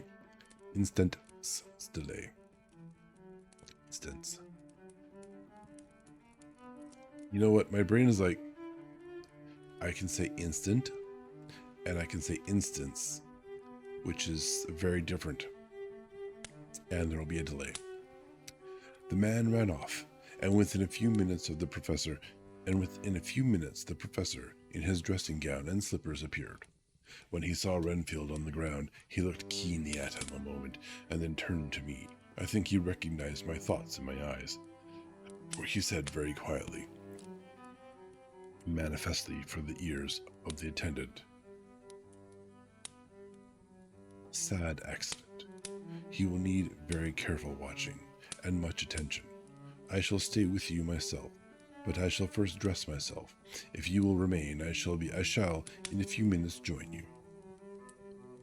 The patient was now breathing stertorously, and it was easy to see that he had suffered some terrible injury. Van Helsing returned with extraordinary celerity, bearing with him a surgical case. He had evidently been thinking and had his mind made up, for almost before he looked at the patient he whispered to me, "Send the attendant away. We must be alone with him when he becomes conscious after the operation." So I said, "I think that will do now, Simmons. We have done all that we can at present. You had better go your round, and Dr. Van Helsing will operate. Let me know instantly if there be anything unusual anywhere." The man withdrew, and we went into a strict examination of the patient. The wounds of the face was superficial. The real injury was a depressed fracture of the skull, extending right up through the motor area. The professor thought a moment and said, "We must reduce the pressure and get back to normal conditions, as far as can be. The rapidity of the suffusion shows the terrible nature of his injury. The whole motor area seems affected. The suffusion of the brain will increase quickly, so we must trephine at once or it may be too late." As he was speaking, there was a soft tapping at the door. I went over and opened it, and found in the corridor without Arthur and Quincy in pajamas and slippers. The former spoke. "I heard your man call up to Dr. Van Helsing and tell him of an accident. So I woke Quincy, or rather called for him, as he was not asleep. Things are moving too quickly and too strangely for sound sleep for any of us these times.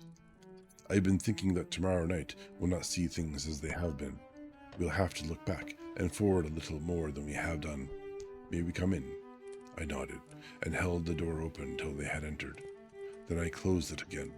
When Quincy saw the attitude and state of the patient and noted the horrible pool on the floor, he said softly, "My God, what has happened to him?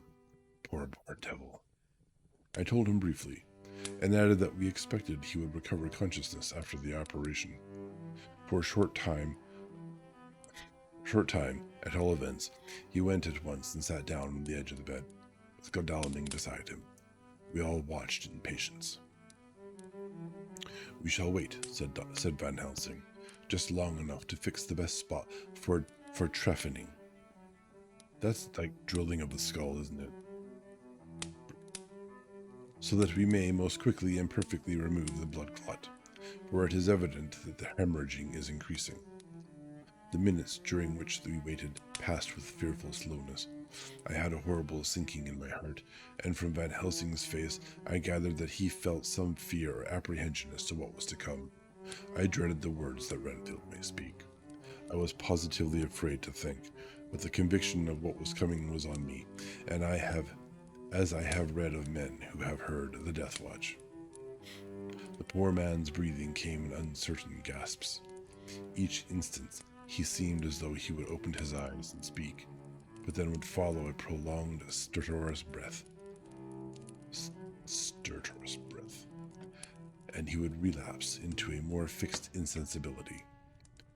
Inured as I was to sick beds and death, this suspense grew and grew upon me. I could almost hear the beating of my own heart, and the blood surging through my temples sounded like blows from a hammer. The silence finally became agonizing. I looked at my companions one after another, and saw from their flushed faces and damp brows that they were enduring equal torture. There was a nervous suspense over us all, as though overhead some dread bell would peal out powerfully when we should least expect it. At last there came a time when it was evident that the patient was sinking fast. He might die at any moment. I looked up at the professor and caught his eyes fixed on mine. His face was sternly set as he spoke. "There is no time to lose. His words may be worth many lives. I've been thinking so as I stood here. It may be there is a soul at stake. We shall operate just above the ear." Without another word, he made the operation. For a few moments, the breathing continued to be stertorous. What does a stertorous mean? It's, I guess, irregular. Yeah, trepanning.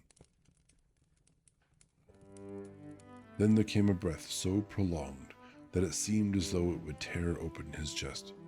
Suddenly his eyes opened and became fixed in a wild, helpless stare. This was continued for a few moments, and it softened into a glad surprise, and from the lips came a sigh of relief. He moved convulsively, and as he did so said, "I'll be quiet, doctor.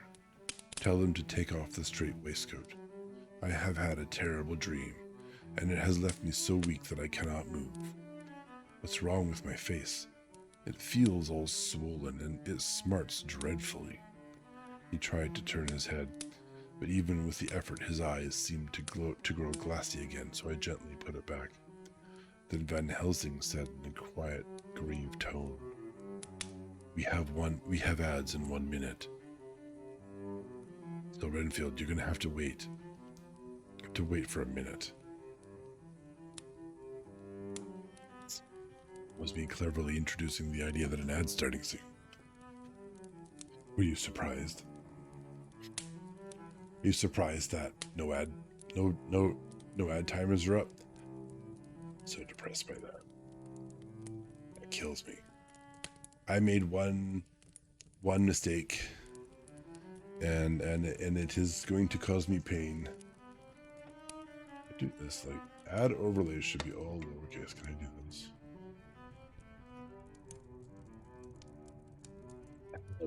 It's plural. Oh my god. It's supposed to be plural. Ads. It is plural. What? Maybe it's not meant to be plural.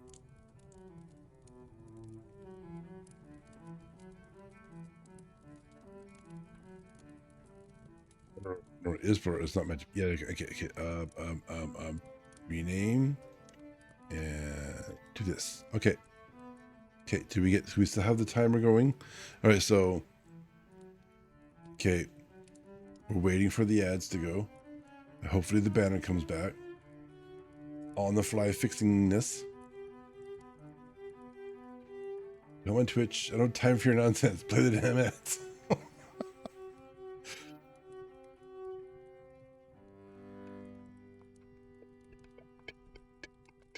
This is like, yeah, it's like, technically we'll see. Yeah, we'll see. There we go. Yeah, I fixed it. Okay, ads.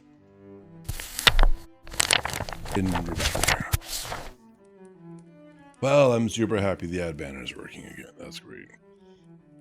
Fact? What's a... I don't have a fact command, Elena. Do you want a fact command? Oh, cat fact. I see. The first cat in space was a French cat named Felicette, aka Astrocat, lulz. In 1963, France blasted the cat into outer space. Electrodes implanted in her brain sent neurological signals back to Earth. She survived the trip? Damn. Like, poor cat, but... wow. Pretty sure the dog from Russia didn't. And on that cheerful note, let's continue our chapter. See what Van Helsing is telling our patient Renfield in a quiet and grieved tone. Tell us your dream, Mr. Renfield. As he heard the voice, his face brightened, though its mutilation, and through its mutilation, and he said, yeah, the Russian doctor, no. That is Dr. Van Helsing. How good it is of you to be here. Give me some water, my lips are dry, and I shall try to tell you. I dreamed. He stopped, seemed fainting. I called quietly to Quincy, the brandy. It is in my study. Quick. Good old brandy, the cure-all. He flew and returned with a glass, the decanter of brandy, and a carafe of water. We moistened the parched lips, and the patient quickly revived. It seemed, however, that his poor injured brain had been working in the interval, for when he was quite conscious, he looked at me piercingly, with an agonized confusion which I shall never forget, and said, I must not deceive myself. It was no dream, but all a grim reality. And his eyes roved round as they caught sight of the two figures sitting patiently on the edge of the bed. He went on, if I were not sure already, I would know from them. For an instant his eyes closed, not with pain or sleep, but voluntarily, as though he were bringing all his faculties to bear. When he opened them, he said, hurriedly, and with more energy than he had yet displayed, Quick, doctor, quick, I am dying. I feel that I have but a few minutes, and then I must go back to death, or worse. Wet my lips with brandy again. I have something that I must say before I die, or before my poor crushed brain dies anyhow. Thank you. It was that night after you left me, when I implored you to let me go when I implored you to let me go away. I couldn't speak then, for I felt my tongue was tied, but I was as sane then, except in that way, as I am now. I was in an agony of despair for a long time after you left me. It seemed hours. Then there came a sudden peace to me. My brain seemed to become cool again, and I realized where I was. I heard the dogs bark behind our house, but not where he was. As he spoke, Van Helsing's eyes never blinked. But his hand came out and met mine and gripped it hard. He did not, however, betray himself. He nodded slightly and said, Go on, in a low voice. Renfield proceeded. He came up to the window in the mist, and I had seen him often before, but he was solid then, not a ghost, and his eyes were fierce like a man's when angry. He was laughing with his red mouth. The sharp white teeth glinted in the moonlight. He turned to look back over the belt of trees, to where the dogs were barking. I wouldn't ask him to come in at first, though I knew he wanted to. just as he had wanted all along. Then he began promising me things, not in words, but by doing them. He was interrupted by a word from the professor. How? By making them happen, just as he used to send in the flies when the sun was shining. Great big fat ones with steel and sapphire on their wings, and big moths in the night with skull and crossbones on their backs. Van Helsing nodded to him as he whispered to me unconsciously. Oh, good. The Acherontia tropos of the Sphinx of the Sphinges, and that's the best I am going to try with that italicized section, which you call the Death's Head Moth. The patient went on without stopping. Then he began to whisper, rats, rats, rats, hundreds, thousands, millions of them, and every one a life, and dogs to eat them, and cats too. All lives, all red blood, with years of life in it, but not merely buzzing flies. And not merely buzzing flies. I laughed at him, for I wanted to see what he could do. Then the dogs howled away beyond the dark trees in his house. He beckoned me to the window. I got up and looked out, and he raised his hands and seemed to call out without using any words. A dark mass spread over the grass, coming on like the shape of a flame of fire, and then he moved the mist to the right and left. I could see that there were thousands of rats with their eyes blazing red, like his, only smaller. He held up his hand, and they all stopped, and I thought he seemed to be saying, all these lives will I give you, I, and many more and greater through countless ages, if you will fall down and worship me. And then a red cloud, like the color of blood, seemed to close over my eyes, and before I knew what I was doing, I found myself opening the sash and saying to him, come in, Lord and Master. The rats were all gone, but he slid into the room through the sash, though it was only open an inch wide, just as the moon herself had often come in through the tiniest crack and had stood before me in all her size and splendor. His voice was weaker, so I moistened his lips with the brandy again, and he continued, but it seemed as though his memory had gone on working in the interval, for his story was further advanced. I was about to call him back to the point, but Van Helsing whispered to me, let him go on. Do not interrupt him. He cannot go back, and maybe could not proceed at all if once he lost the thread of his thought. He proceeded. All day I waited to hear from him, but he did not send me anything, not even a blowfly, and when the moon got up, I was pretty angry with him. When he slid in through the window, though it was shut, and did not even knock, I got mad with him.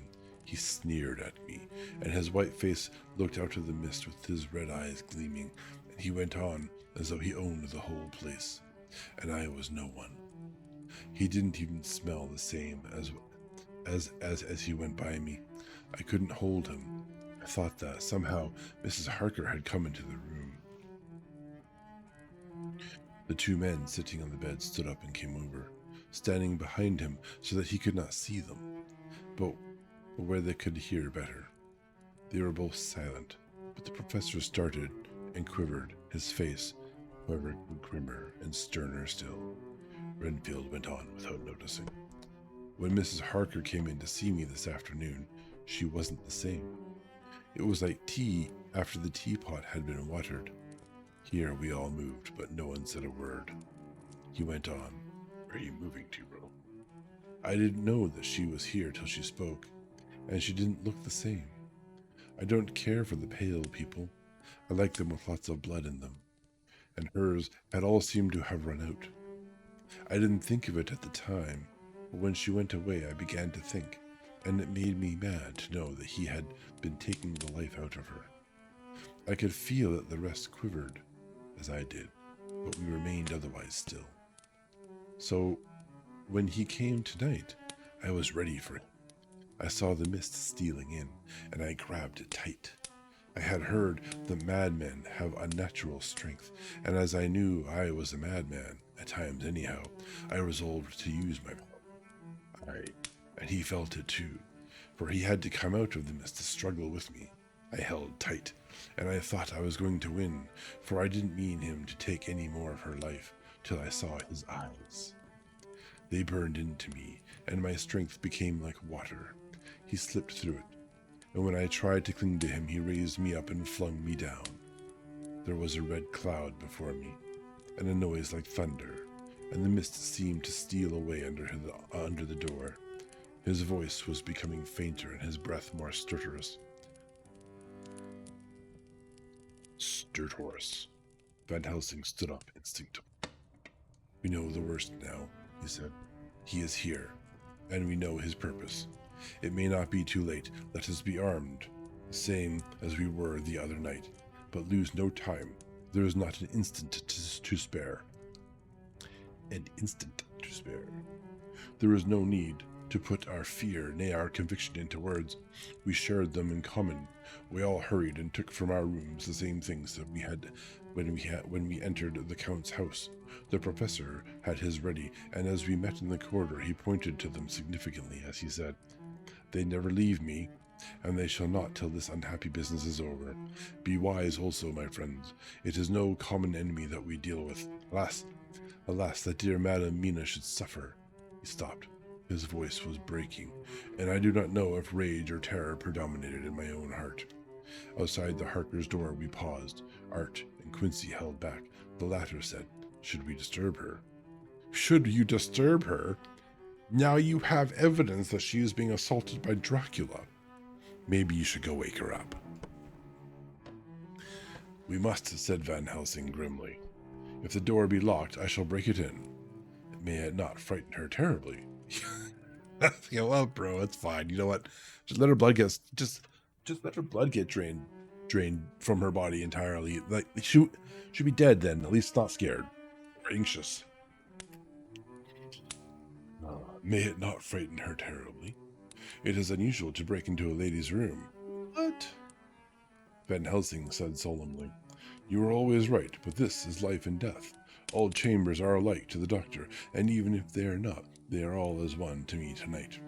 Friend John, when I turn the handle, if the door does not open, you put your shoulder down and shove, and you too, my friends. Now.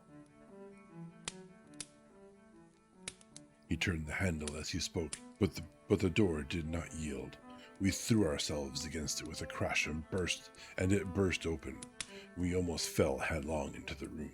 The professor did actually fall, and I saw across him as he gathered himself up from hands and knees. What I saw appalled me. I felt my hair rise like bristles in the back of my neck, and my heart seemed to stand still.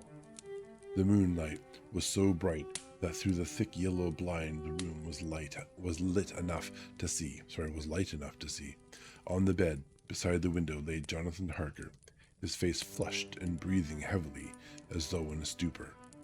Kneeling on the near edge of the bed, facing outwards, was the white-clad figure of his wife. By her side stood a tall, thin man clad in black. His face was turned from us, but the instant we saw, we all recognized the Count. In every way, even to the scar on his forehead. With his left hand he held both Mrs. Harker's hands, keeping them away with her arms at full tension. His right hand gripped her by the back of the neck, forcing her face down on his bosom. Her white nightdress was smeared with blood, and a thin stream trickled down the man's bare breast, which was shown by his torn open dress. The attitude of the two had a terrible resemblance to a child forcing a kitten's nose into a saucer of milk to compel it to drink. Jonathan in the cuck chair? I don't hate the guy that much. Dear Lord. As we burst into the room, the Count turned his face, and the hellish look that I had heard described seemed to leap into it. His eyes flamed red with devilish passion. The great nostrils of the white aquiline nose opened wide and quivered at the edge, and the white, sharp teeth behind the full lips of the blood-dripping mouth champed together like those of a wild beast. With a wrench which threw his victim back upon the bed as though hurled from a height, he turned and sprang at us. But by this time the professor had gained his feet and was holding towards him the envelope which contained the sacred wafer. The Count suddenly stopped, just as poor Lucy had done outside the tomb, and cowered back. Further and further back he cowered as we, lifting our crucifixes, advanced. The moonlight suddenly failed, as a great black cloud sailed across the sky. And when the gaslight sprang up under Quincy's match, we saw nothing but a faint vapor. This, as we looked, trailed under the door, which, with a recoil from its bursting open, had swung back to its old position. Van Helsing, Art, and I moved forward to Mrs. Harker, who by this time had drawn her breath, and with it had given a scream so wild, so ear-piercing, so despairing that it seems to me now that it will ring in my ears till my dying day. For a few seconds she lay in her helpless attitude and disarray. Her face was ghastly, with a pallor which was accentuated by the blood which smeared her lips and cheeks and chin. From her throat trickled a thin stream of blood. Her eyes were mad with terror, and she put before her face her poor crushed hands, which bore on their whiteness the red mark of the Count's terrible grip. And from behind them came a low, desolate wail which made the terrible scream seem only the quick expression of an endless grief. Van Helsing stepped forward and drew the coverlet gently over her body, whilst Art, after looking at her face for an instant, despairingly ran out of the room. Van Helsing whispered to me, "Jonathan is in a stupor, such as we know the vampire can produce. We can do nothing with poor Madame Mina for now, with poor Madame Mina for a few moments till she recovers herself. I must wake him." He dipped the end of a towel in cold water, and with it began to flick him on the face. So Van Helsing's cure-all for waking people up from non-consensual unconsciousness is wet towels flicked in people's faces. No, not just flick them, but with a wet towel specifically at the face. Flick them all. His wife, all the while holding her face between her hands and sobbing in a way that was heartbreaking to hear. I raised the blind and looked out of the window. There was much moonshine, and as I looked, I could see Quincy Morris run across the lawn and hide himself in the shadow of a great yew tree. It puzzled me to think why he was doing this, but at that instant I heard Harker's quick exclamation as he woke to partial consciousness and turned to the bed. On his face, as there might well be, was a look of wild amazement. He seemed dazed for a few seconds, and then fully conscious seemed to burst upon it. And then full consciousness seemed to burst upon him all at once, and he started up. His wife was aroused by the quick movement and turned to him with her arms stretched out, as though to embrace him. Instantly, however, she drew them in again, and putting her elbows together, held her hands before her face, and shuddered till the bed beneath her shook. "In God's name, what does this mean?" Harker cried out. "Dr. Seward, Dr. Van Helsing, what is it? What happened? What is wrong? Mina, dear, what is it? What does that blood mean? My God, has it come to this?" And raising himself to his knees, he beat his hands wildly together. "Good God, help us. Help her. Oh, help her." With a quick movement, he jumped from the bed and began to pull on his clothes. All the man in him awake at the need for instant exertion. "What has happened? Tell me all about it," he cried without pausing. "Dr. Van Helsing, you love Mina, I know. Oh, do something to save her. Cannot have gone too far yet. Guard her while I look for him."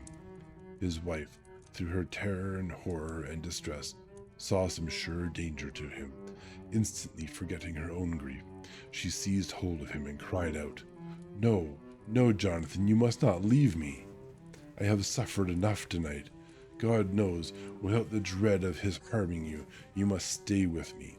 Stay with these friends who will watch over you. Her expression became frantic as she spoke, and, he yielding to her, she pulled him down, sitting on the bedside, and clung to him fiercely. Van Helsing and I tried to calm them both. The professor held up his little golden crucifix and said with wonderful calmness, "Do not fear, my dear. We are here, and whilst this is close to you, no foul thing can approach. You are safe for tonight, and we must be calm and take counsel together." She shuddered and was silent, holding down her head on her husband's breast. When she raised it, his white nightrobe was stained with blood, where their lips had touched, and where the thin, open wound on her neck had sent forth drops. The instant she saw it, she drew back, with a low wail, and whispered, amidst choking sobs, "Unclean, unclean, I must touch or kiss him no more. Oh, that it should be that it is I who am now his worst enemy, and whom he may have most cause to fear." To this he spoke out resolutely. "Nonsense, Mina. It is a shame to me to hear such a word. I would not hear it of you, and I shall not hear it from you. May God judge me by my deserts. I think it's supposed to be deserts. That's what it normally is. May God judge me by my deserts, and punish me with more bitter suffering than even this hour, if by any act or will of mine anything ever come between us. Aside from an issue about communication, yeah. Other than that." He put out his arms and folded her to his breast, and for a while she lay there sobbing. He looked at us over her bowed head, with eyes that blinked damply above his quivering nostrils. His mouth was set as steel. After a while her sobs became less frequent and more faint, and then he said to me, speaking with a studied calmness which I felt tried his nervous power to the utmost, "And now, Dr. Seward, tell me all about it. Too well I know the broad fact. Tell me all that has been." I told him exactly what had happened, and he listened with seeming impassiveness, but his nostrils twitched and his eyes blazed as I told how the ruthless hands of the Count had held his wife in that terrible and horrid position, with her mouth to the open wound in his breast.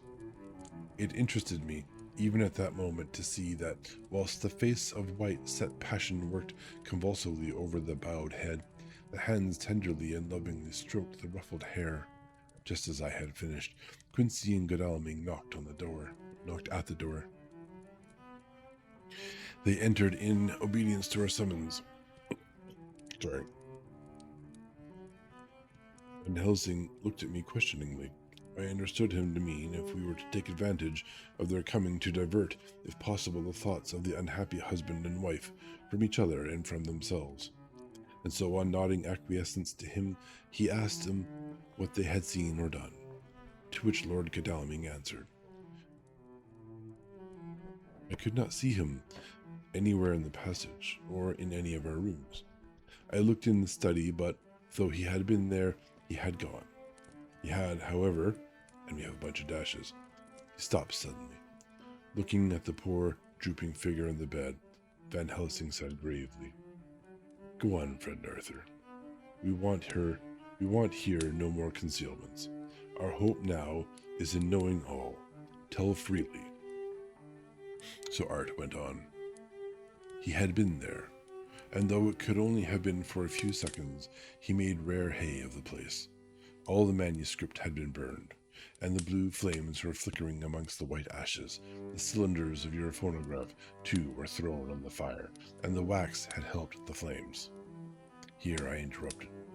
"Thank God there is the other copy in the safe." Of course, how else would we know anything? His face lit for a moment, but fell again as he went on.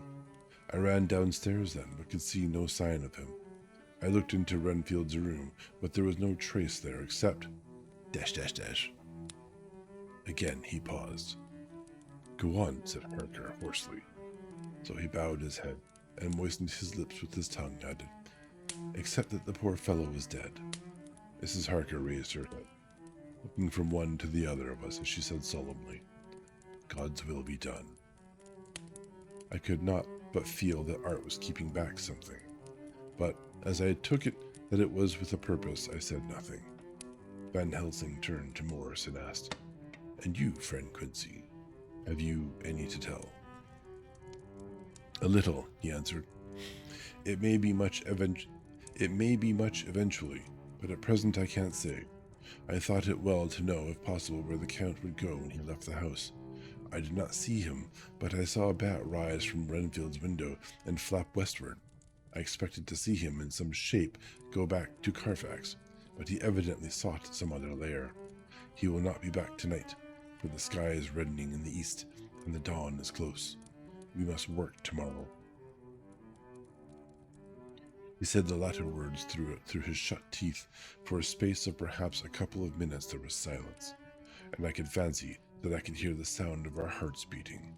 Then Van Helsing said, placing his hand very tenderly on Mrs. Parker's head, "And now, Madam Mina, poor dear Madam Mina, tell us exactly what happened. God knows that I do not want that you be pained, but it is need that we all know. For now, more than ever, has all work to be done quick and sharp, and in deadly earnest. The day is close to us that must end all, if it may be so, and now is the chance that we may live and learn."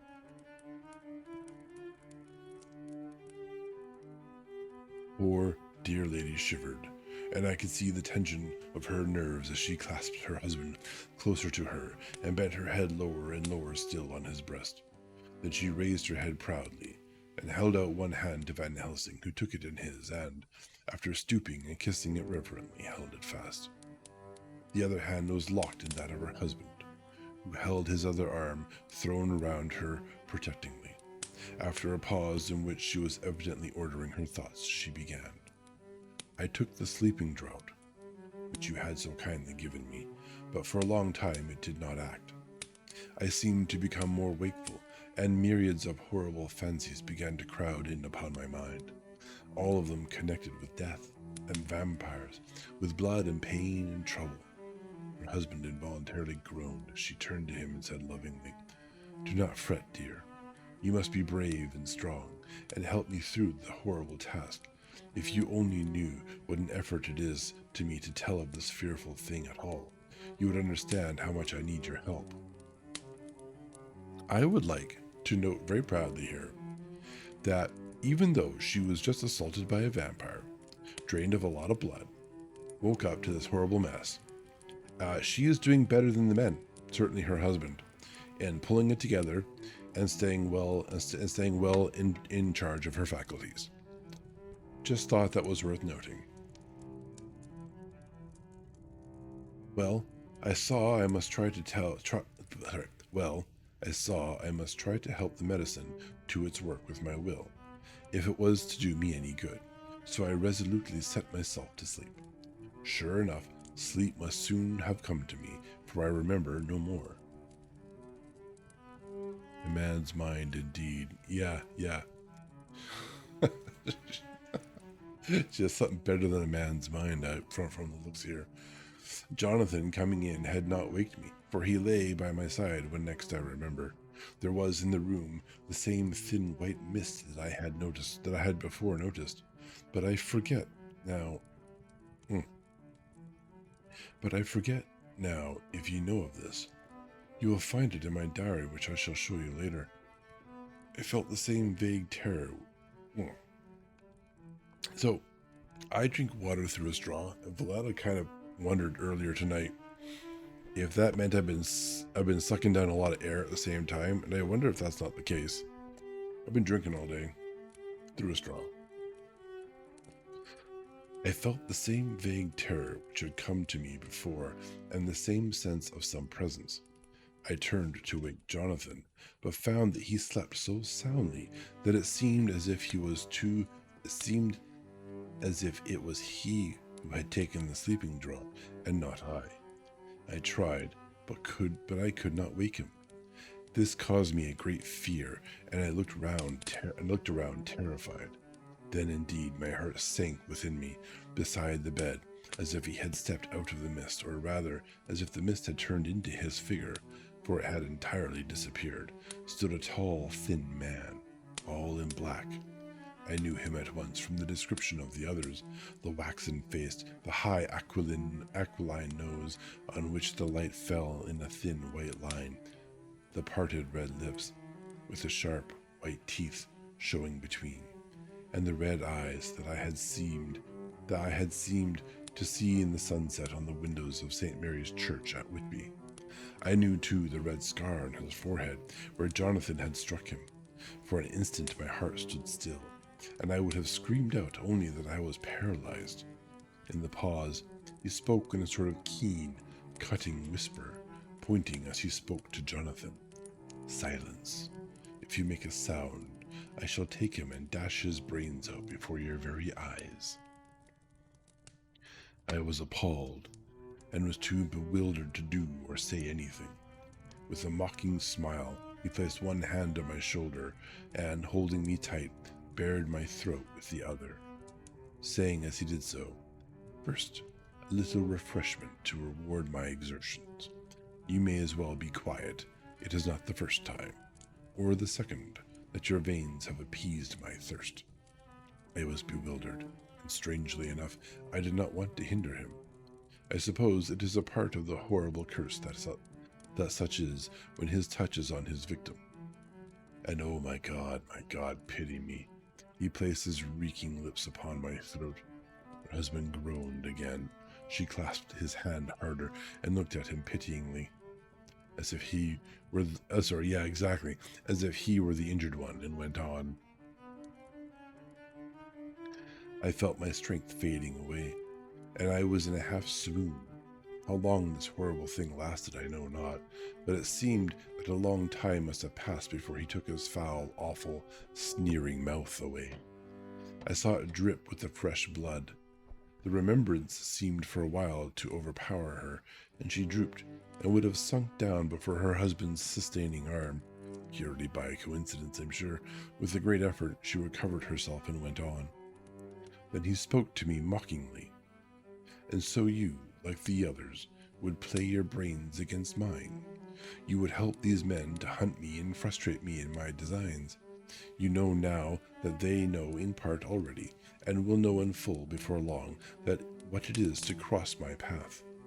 They should have kept their energies for use closer to home, whilst they played wits against me who commanded nations, and intrigued for them, and fought for them hundreds of years before they were born.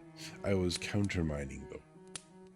And you, their best beloved one, are now to me flesh of my flesh, blood of my blood, kin of my kin, my bountiful winepress for a while, and shall be later on my companion and my helper. You shall be avenged in turn, for not one of them but shall minister to your needs. But as yet you are to be punished for what you have done. You have aided in thwarting me. Now you shall come to my call. When my brain says come to you, you shall cross land or sea to do my bidding, and to that end this sentence. When my brain says come to you, so he calls to her psychic, you shall cross land or sea to do my bidding, and to that end this. With that he pulled open his shirt, and with his long sharp nails opened a vein in his breast. When the blood began to spurt out, he took my hands in one of his, holding them tight, and with the other seized my neck and pressed my mouth to the wound, so that I must either suffocate or swallow some of the... Oh my God, what have I done? What have I done to deserve such a fate? I who have tried to walk in meekness and righteousness all my days. God pity me. Look down on a poor soul in worse than mortal peril, and in mercy pity those to whom she is dear. Then she began to rub her lips as though to cleanse them from pollution. As she was telling her terrible story, the eastern sky began to quicken, and everything became more and more clear. Harker was still and quiet, But over his face, as the awful narrative went on, came a grey look which deepened and deepened in the morning light, till, when the first red streak of the coming dawn shot up, the flesh stood darkly out against the whitening hair. We have arranged that one of us is to stay within call of the unhappy pair till we can meet together and arrange about taking action. Of this I am sure. The sun rises today on no more miserable house in all the great round of its daily course. So, Mina's getting a class upgrade. I think that's what that is, right? She's becoming a Dampier, perhaps. She's gonna get powers. Yeah. But also like sunlight sensitivity. What is it called in D&D?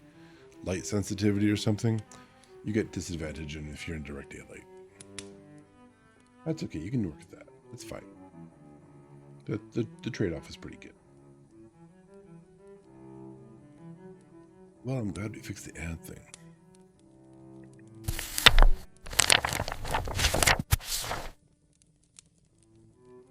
I am not very happy with the way these books, these public domain books, treat different people. I'm not really surprised by that. We have like this understanding that society has generally become more enlightened over time, and this is something I really believe in. And this kind of is sort of illuminated by the what's considered normal back when these books are written, and the light they cast when we sort of analyze them and evaluate them from like our sort of modern perspective. We apply a lot more, we give a lot more weight to the ideas of equality and equity. And we have this like, in general, most people are anti-bigotry, right? But that was not such an aware thing back in the day. I know there's still a lot of problems in today's world. I'm not blowing past that. On average, I think most people are good people. I think that holds true for all sorts of demographics. And on average, we do really well. We have some problems in key places which cause key issues, of course. But this idea that the women folk are delicate, the women folk have like hysterics if they're not treated like porcelain, is kind of one of those things that's reflected from the past in the books that were written back in the day. That was how women were viewed.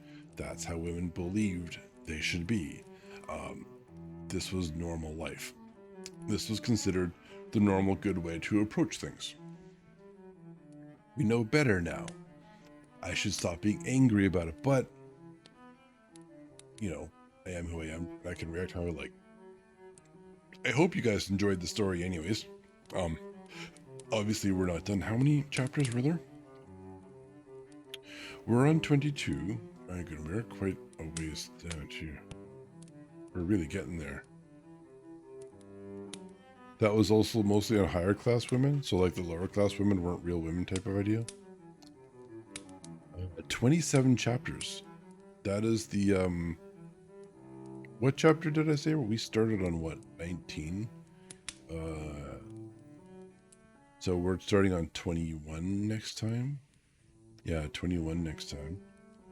So we have what, 1, 2, 3, 4. I'm gonna have to read.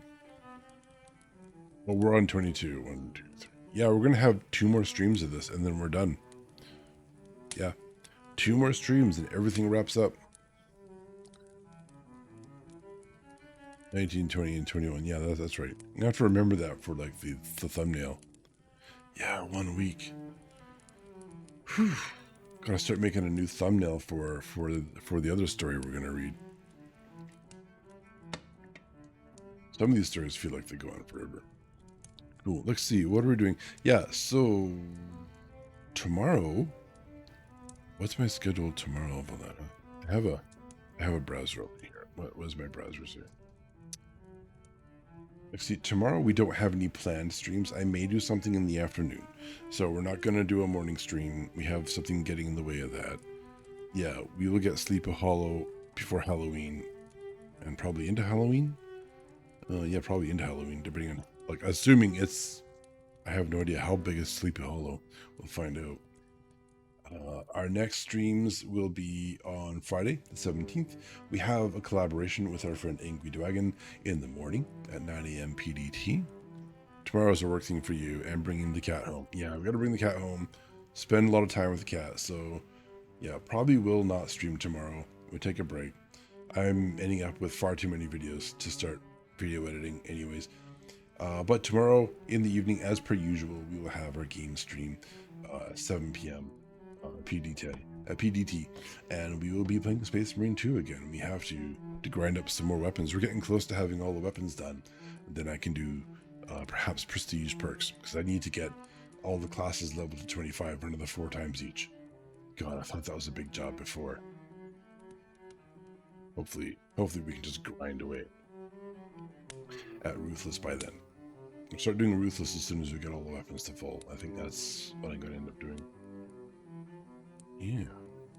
Now, anyways, are we going to raid is my next question.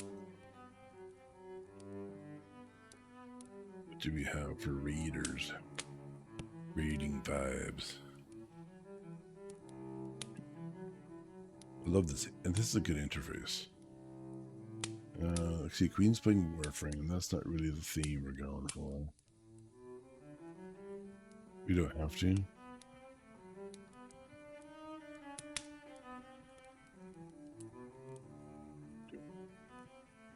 Who is this? I do know this person. Yeah, we don't really have anyone streaming that we know.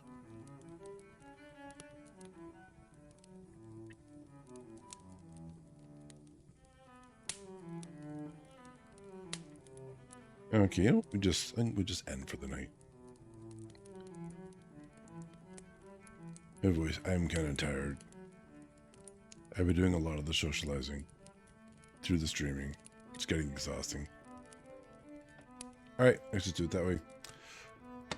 Everybody, visitors, thank you for listening. Before you leave, please do remember to return your items to the shelves. And remember to be kind to one another.